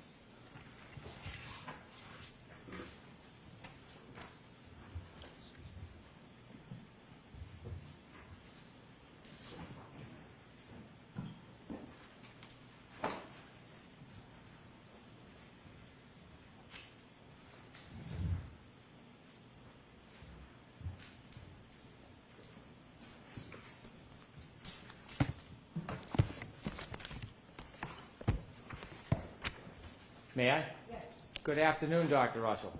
Good afternoon, Mr. Brennan. Dr. Russell, we've met before. Yes. I've asked you questions before. Yes. And you've testified before where I've had a chance to ask you about some of your statements and opinions, haven't I? Yes. Before this case, had you ever testified as an expert in dog bites in any federal court in the United States? No. Before this case, had you ever testified in any state court in anywhere in the country as an expert in dog bites? No. Other than this case, have you ever testified in a courtroom as an expert about dog bites? No. Last year, you learned that there was litigation regarding this case, Commonwealth versus Karen Reed, correct? Yes. You learned a little bit of information about it, and it piqued your interest, didn't it? Yes. Did you know that the case was receiving a lot of attention? No. Did you know that it was on television? I had no idea until I got here. You spoke to a colleague in Los Angeles, correct? I'm sorry, I spoke to who? A colleague? I spoke to a district attorney in Los Angeles. And did you just bring up the subject, or did that person bring it up to you? I brought it up. When you brought that up, is it because you knew of the relationship between that district attorney and somebody on the defense team? Yes. You wanted to get involved in this high-profile case, didn't you? No. Well, you weren't called by anybody on the defense and retained as an expert in the traditional sense, were you? That's correct. It was after you reached out yourself and interjected yourself into this case, true? I did so for a reason. And the reason being that I knew I was one of the only people in the United States board certified and residency trained in emergency medicine and also residency trained in forensic pathology. And therefore, I had a unique skill or knowledge set. And I was one of the very few people that had the knowledge of dog bites, as well as those other trainings. And because of the fact that you held this opinion about yourself, you wanted to get involved in this very high-profile case, didn't you? I thought I could help clarify the issues as to whether or not this could be a dog bite, and maybe they could move on to something else if it wasn't. Did you want to get involved? No, not really. Inevitably, you got hired by the defense, didn't you? Yes, I reluctantly agreed. And they paid for your time? They are paying for the time. Yes. Did you know that there was a relationship between the district attorney you spoke to in California and somebody on this defense table? I know, yes. So when you spoke to the district attorney, did you have the hope that they would reach out on your behalf to get you involved in this case? As I said, I hoped that they could reach out to the team and I could help clarify issues so that they could move on. If it wasn't, if these weren't dog bites, then no sense spending a whole bunch of time on it. After you testified in this case last year, you then began to advertise yourself as a dog bite expert, didn't you? I had advertised myself many years ago as a dog bite expert, I think. I'm not sure, but yes, I did advertise myself as a emergency medicine and forensic pathology expert. Did you take with other, sub interests. Sure. Did you take a photograph of you testifying at trial and put it on a website to promote your accomplishments? It's a listing service for physicians, and yes, there is a photograph. So you took a photograph from your participation in this event, Yes, that's there. and you used that photograph in your participation at this event to try to procure future work, didn't you? I wouldn't say that that was the reason, no. When you listed a number of things that you have experience in after this case, you then added that you were an expert in dog bites, didn't you? I believe I am an expert in dog bites, yes. But after this case, and after you took the photograph from this case, and after you created this advertising, you then added the fact that you were an expert in dog bites, didn't you? It was all at the same time, and it was submitted at the same time. Right. After this case, after you participated or Well- volunteered to involve yourself in this case, you then used it as a marketing opportunity, didn't you? Well, I had retired from my full-time job, and I had time, and I wanted to get more involved in some forensic legal cases, and not specifically dog bite cases. I have much more experience with other cases. Undoubtedly, I respect that, but simply, after you testified in this case, you did use your participation as a way to try to garner future interest in cases and income, didn't you? I did, but I did not mention this case. Have you testified in any other court since this case as a dog bite expert? No. You had written a few articles that were peer-reviewed on dog bites back in, is it the 1990s? Yes. And they involved law enforcement canines? Yes. And you describe in those articles how a law enforcement canine grabs and holds, is that the technique they call it? Yes. Where they lock their jaw and then they pull and hold on to the subject that they're attacking or holding? Yes, that's what they were trained to do back then. And you would agree that there's a difference between, generally, the way a domestic dog bites and a law enforcement dog bites? Generally, yes. Since those two articles in 1990, have you authored anything else regarding dog bites? No. You had mentioned that you had gone to seminars regarding identification. Now, I had a chance to ask you a number of months ago about some details about training and education you have on pattern recognition analysis as it specifically relates to dog bites.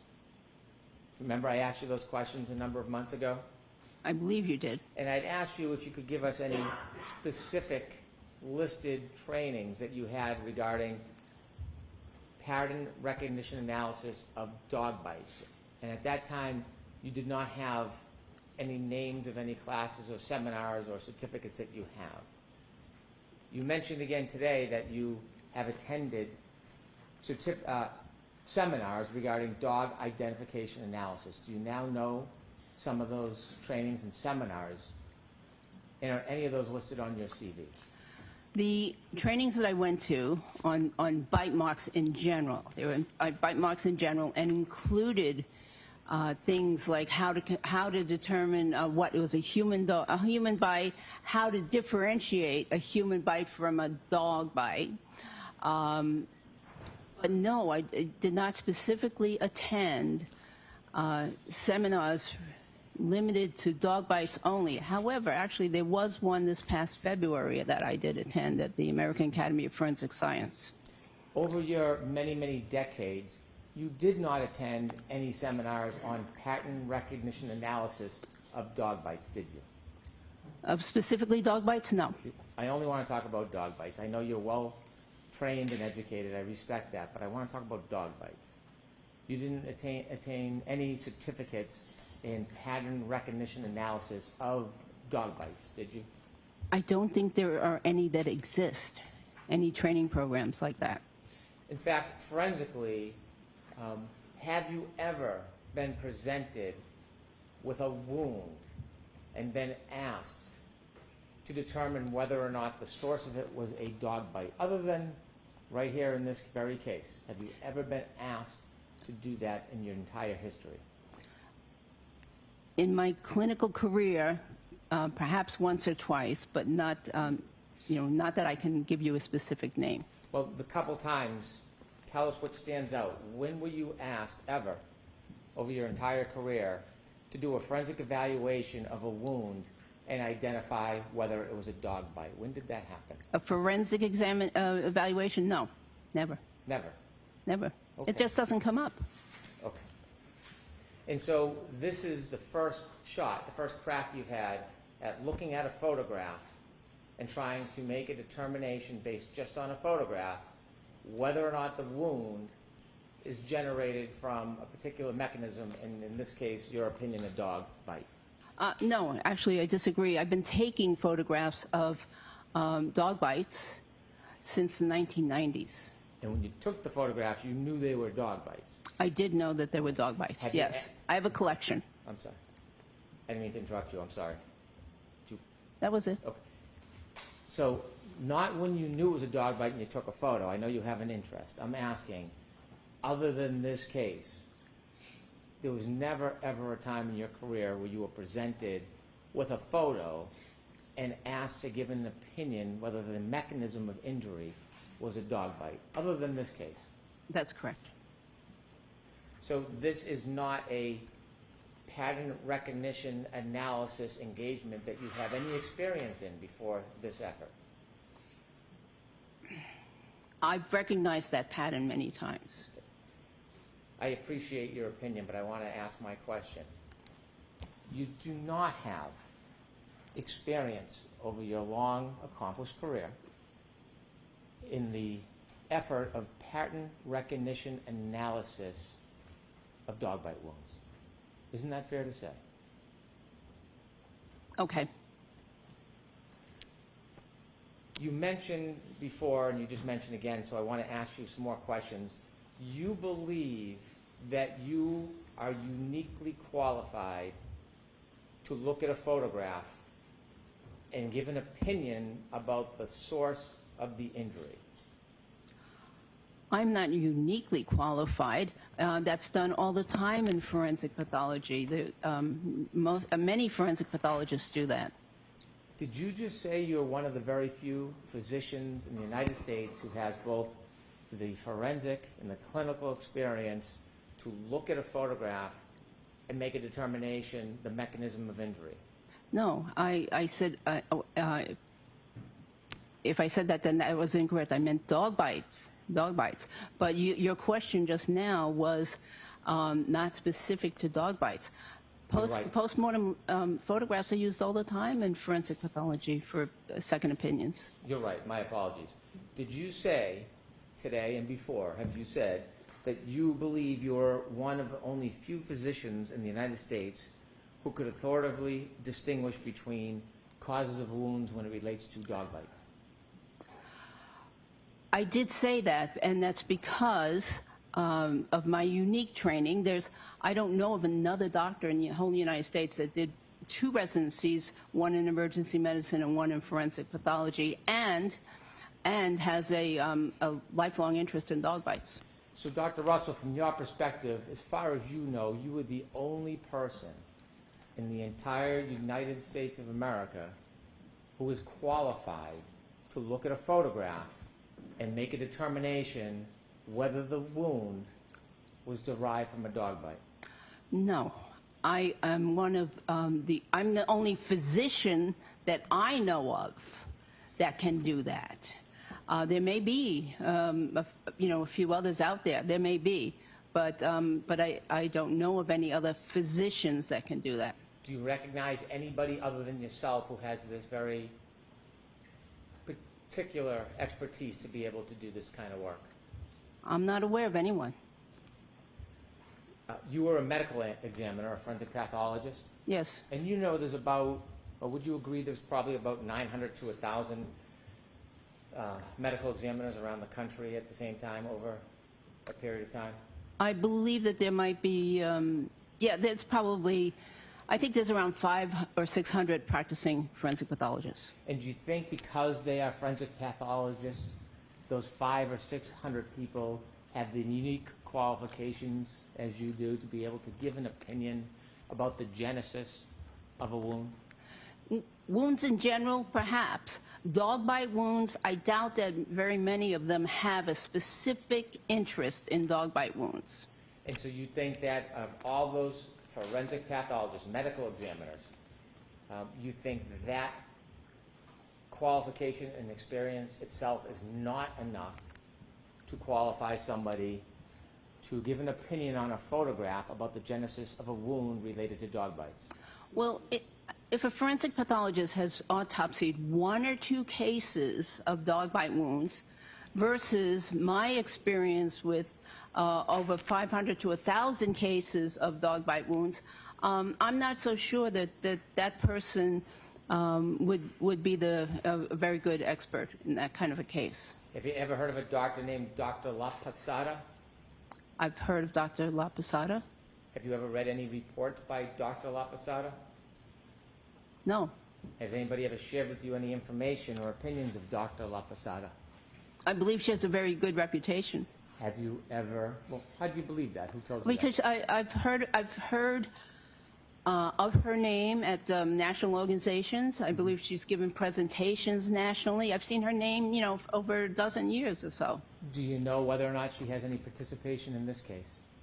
I believe she does. Well, so you know when you're providing accolades that she has maybe some involvement in this case? Do you know that?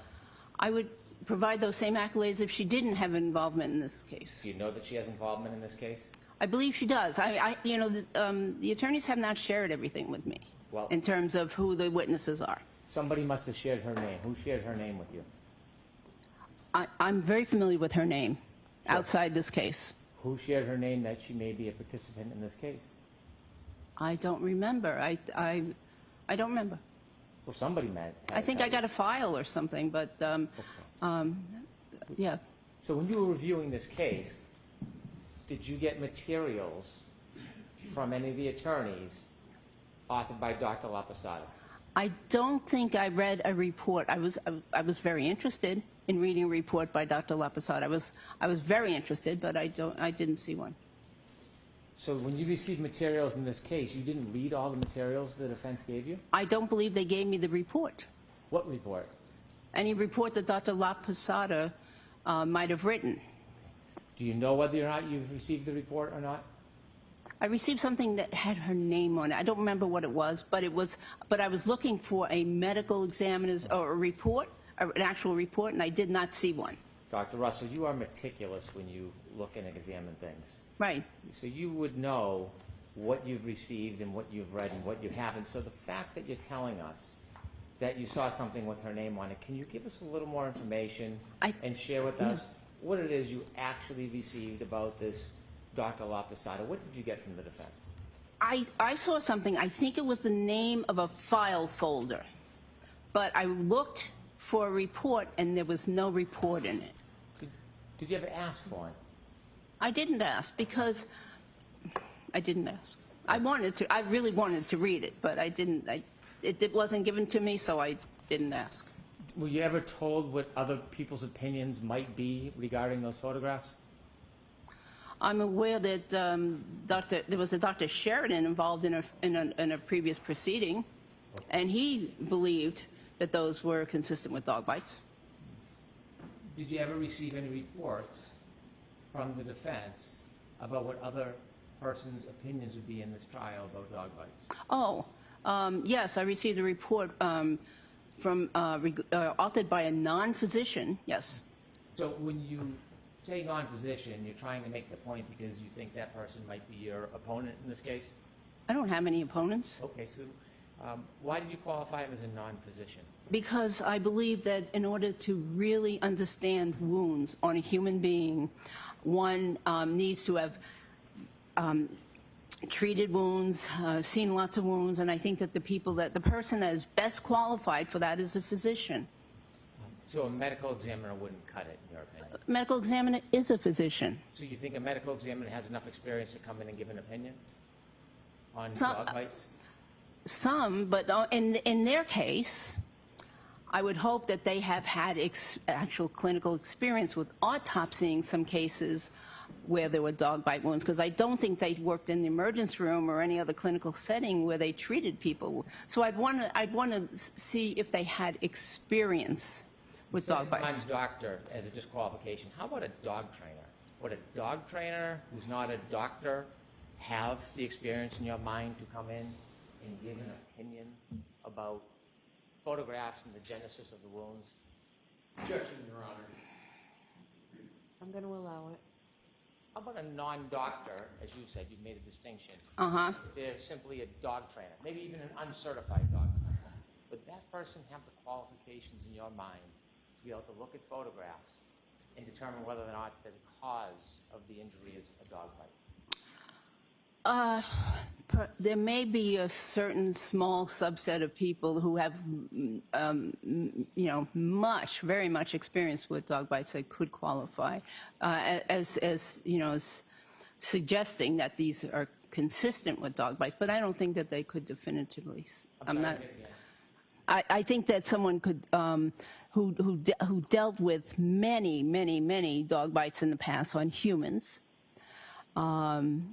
Could possibly say that they were consistent with. Even if they didn't have the clinical experience? Well, I'd prefer that to hear that information from a physician, but I wouldn't rule out that only doctors, only a physician, MD, could say that something was a dog bite. It seems like the standard is now kind of changing a little bit. Because when I asked you, Sustain. you mentioned the other person, you disqualified the person because they weren't a doctor. And it seems now in some instances, you're willing to accept a non-doctor into your very select group of experts. If someone, well, I can explain. If someone had looked at perhaps hundreds and hundreds of wounds inflicted by a dog that they know was inflicted by a dog, and they saw the resulting photographs on a person, I think that particular person may be able to make some comment as to whether or not some wounds are consistent. However, if in terms of a medical examiner, if they've autopsied one case or two cases of dog bites and they're trying to testify based on some pictures, I would be a little concerned about that. Does qualification for this type of business, in your mind, depend on who hires you? Absolutely not. Suffice to say, you've never taken a class in the forensic analysis of dog bites. I don't think any class exists. But I'm asking about your experience. Well, that's correct. You haven't, have you? That's correct. I can't take a course that doesn't exist. You've never engaged in any type of opinion looking at photographs and then had that opinion peer reviewed by other dog bite experts, have you? No. Do you have any experience in veterinarian medicine? I'm aware of it. That's my experience. Do you have any accomplishments like degrees? No. Now, you've testified a number of times in this case, haven't you? Yes. And when you testify, you know there's a court reporter and there are transcripts, correct? Yes. You originally testified when you first came out and volunteered to testify last year, and there was a hearing before trial, wasn't there? Excuse me? Say again, When please. you volunteered to come out last year, there was a hearing before you testified at trial, wasn't there? Yes. Do you remember that was on June 18, 2022? Sounds right. And then you then testified at trial on June 21st, 2022. Yes. I didn't have the privilege of meeting you on either of those events, did I? No. But since then, we have met, Yes. and we had a chance to speak at a subsequent hearing on December 12, 2024. Yes. And then after that, we again had an opportunity to discuss this on January 7, 2025. Yes. When you reviewed the case, when you first reviewed it before you testified last year, you had very limited information, didn't you? Yes. You had just an autopsy report, photographs from the coroner, photographs from the hospital, an emergency room report. Yes? Yes, I had more than that. The medical examiner file had a toxicology report. Yes, and there was more. Okay. I believe there was a dog bite, a town of Canton report. Okay. So when you had an opportunity to look at the medical examiner's report, you yourself had been a medical examiner, correct? Yes. And there's a unique advantage of actually conducting an autopsy as opposed to just looking at photographs, isn't there? Yes, there is. And if you are actually conducting the autopsy, you firsthand can make observations about injuries, make measurements, and see things that don't always appear in photographs. That's correct. And when you would do medical exams, you had a distinct advantage over people who would later see your work, a written report, or photographs, because you were there actually conducting the investigation. Yes. And it's for that reason that when you testified before, you have acknowledged that you relied on Dr. Scordi-Bello's report for information, Yes. because you didn't have the benefit of doing measurements or looking at depths or anything else firsthand. Yes. Correct. And when you look at that photograph that you discussed with the jury, you also had a chance to see Dr. Scordi-Bello's report regarding the abrasions on Mr. O'Keefe's arm. Yes. She described those abrasions as superficial, didn't she? Yes. She actually gave measurements, 3 centimeter superficial abrasion on the right medial upper arm. Right? Yes. You not only read that, you deferred to her ability to have a first-hand observation, and you accepted that as true, didn't you? Yes, but there's no interpretation of that abrasion. Multiple abrasions from 2 to 3 millimeters and up to 7 centimeters on the posterior right arm and forearm. Yes. Did you read that from I Dr. did. Scordi-Bello? Yes. Did you accept her finding and observation? Yes. And you would agree she was in a far superior position than you when she made these observations and notes, correct? They are not inconsistent with what I said. That's not what I asked, though. Okay. Sorry, I didn't mean to be sharp. Okay. I apologize. Did you rely on her ability and first-hand observation of those wounds? Yes. And did you appreciate or accept the fact she had a superior opportunity to evaluate those wounds firsthand that you did not have the benefit of? She made no interpretation of those wounds. Well, did you know that Dr. Scordi-Bello has described them as superficial? They are. Did you know that she said there was no depth and no puncture? Not inconsistent with what I said. I understand, doctor, but I'm asking you, do you I- know that her position is that there was no puncture and no depth to those wounds? Objection, Your Honor. Can we have the witness see the report that he keeps referring to? Can you answer that question without seeing it, or do you need to see it?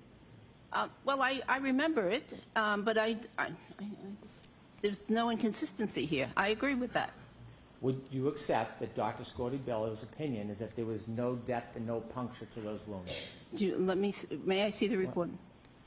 It might not be in the report. I'm asking about any testimony, anything that she's ever said. Would you agree or accept her position that there is no puncture or depth to those wounds? Objection, Your Honor. I'd like all the questions that were about an autopsy. Yes.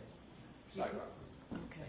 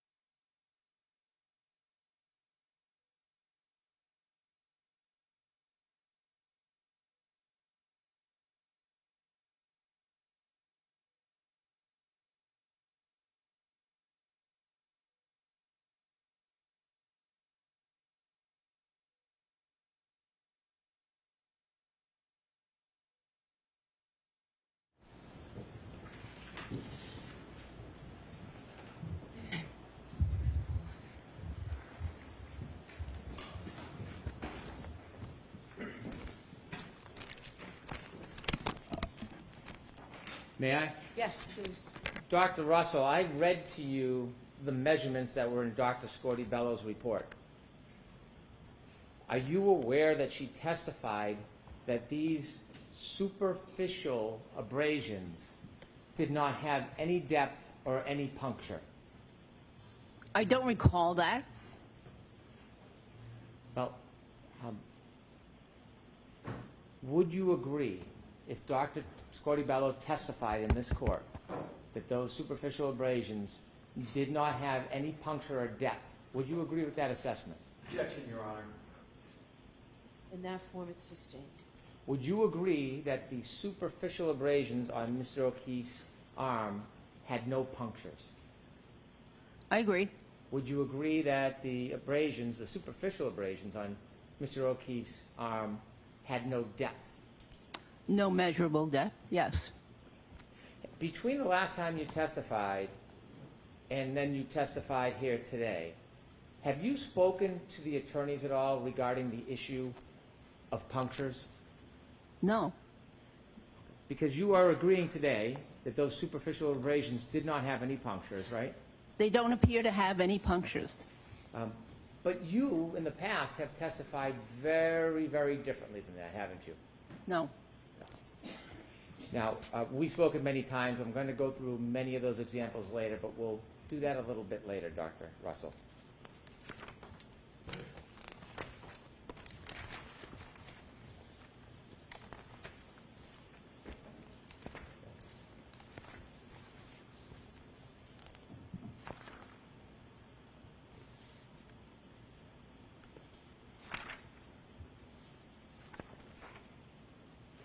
Over the course of your many testimonies under oath, would it be fair to say that you have changed your opinions about the superficial abrasions to John O'Keefe's arm many times? I don't believe that's fair to say. In the past, when you were describing Mr. O'Keefe's superficial abrasions on his arm, did you give varying and different opinions about the cause of each individual wound, area of wound? I don't believe so. When you first gave opinions, that was before the last proceeding. You came in and you were questioned before you testified in that initial proceeding, right? I'm trying to be as specific as I can. You testified last year? Yes. And In Please. there was a hearing and then there was a proceeding. Okay. That prior hearing, can we call the first event the prior hearing and the next one the prior proceeding? I'm confused. I don't want to confuse you. I'm just trying to follow the rules. You testified twice last year, didn't you? 3 times. 3 times. Okay. The first time you testified was just before the judge? Yes. Okay. When you first testified before the judge, do you remember that you had uncertainty about how each and every one of those wounds was caused? I don't remember that. And do you remember when you then testified a couple days later at the proceeding that some of your opinions changed from the first time you testified? I don't believe that. And then when you later met me, and we've had a chance to talk over the last 2 events, December and January, would it be fair to say that your opinions regarding the individual areas of wound changed? I don't believe so. Okay. At some point before or during our conversations in December and January, you wrote a report, didn't you? Yes. When you wrote that report, you hadn't written a report before the first time you came in and testified, had you? That's correct. And it was between those hearings in December and in January where you wrote your first report. Sounds correct. You dated that report December 9, 2024. Does that ring a bell? Yes. When you wrote that report, you did not write that report alone, did you? I did. You had some help, didn't you? Not in the content of the report. Well, you sent the report back a number of times for review and revisions, didn't you?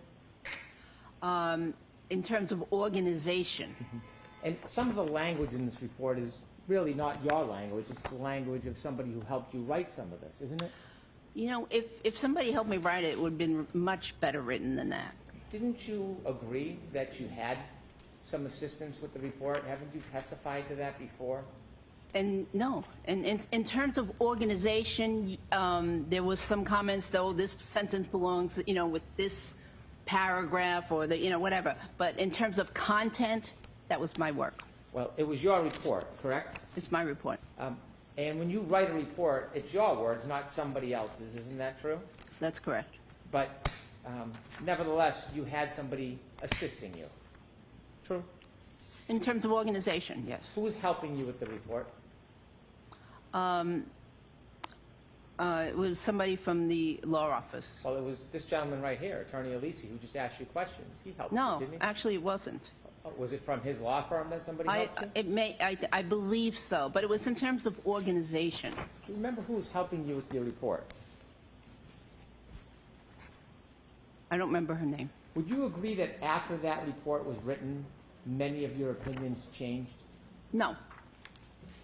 In your report, you provide your background. Yes? Yes. And you've been licensed to practice medicine since 1988 Yes. as a physician? Yes. And you've been licensed to practice medicine as a surgeon? It's called, in California, it's called physician and surgeon license. Do you have a physician and surgeon's license? I do. Okay. Have you ever practiced as a surgeon? Well, in the emergency department, we do surgery. We have to do some surgery sometimes. We have to open up people's chests and, you know, and compress the heart sometimes when they have gunshot wounds to the chest. I've had to put chest tubes in. I've had to debride dog bite wounds and other wounds. So yes, there is a component of surgery. If you do stitches, that's considered surgery, isn't it? Maybe. Well, medically speaking, stitches is surgery. I don't know. Maybe. Okay. Do you have a surgeon's license? I have a physician and surgeon's license in California. Now, when you first looked at this case and testified, do you remember when you were looking at Mr. O'Keefe's superficial wounds, you said that you thought they appeared to be consistent with an animal attack? I do remember that. And when you were describing animal attack, you were a lot less specific than you were today, weren't you? Yes. You were less sure about your opinion when you first testified about this case than you provided to this jury today.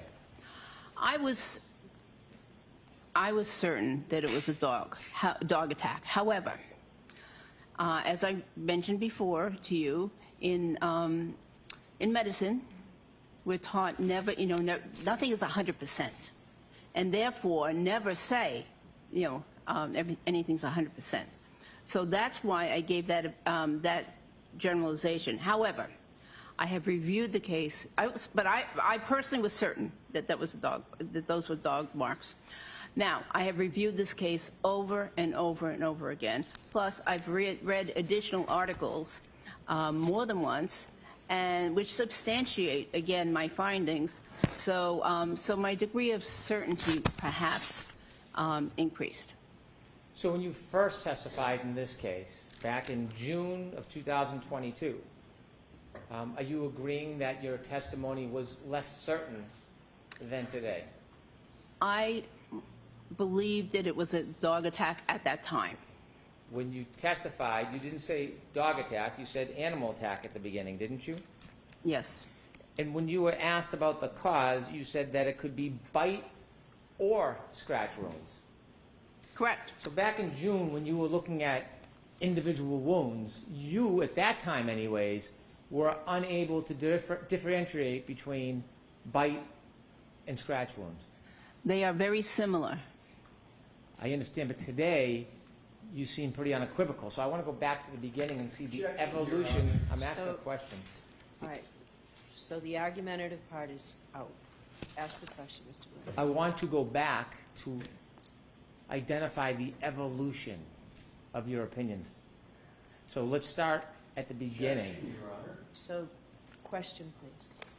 At the beginning, before your opinion evolved, you started with an opinion that this could have been either bite or scratch wounds, right? Yes. And if there was actually a methodology where you could identify superficial abrasions and make a determination whether it was from an animal or a dog, there would be something definitive, specific, where you could identify a scratch from a bite wound, wouldn't there be? Not unless there was a piece of tooth in the wound or a piece of nail. There would otherwise not be any specificity. You talked about patterns when you first testified back in June of last year. And when you talked about the patterns, again, you had some uncertainty whether those patterns were caused by nails, claws, or could have been caused by teeth. Isn't that fair to say originally that was your position? Yes, there is some overlap in terms of the appearances. They can appear very similar, and they can be arranged very similar in terms of parallel lines. In fact, when you first testified, you weren't consistently even saying that it was a dog, or as you say today, dog attack. You were saying, in your opinion, they were the result of animal bites or scratches. That was what you originally opined, isn't it? We just went through that, yes. And at some point, you said that it might most likely be a large dog. Do you remember that? Objection, Your Honor. Can we approach with regard to this line of questioning? So why don't we break for today? All right, so jurors, we're not going to finish this today in the next 5 minutes, so it seems like it's a good place to break.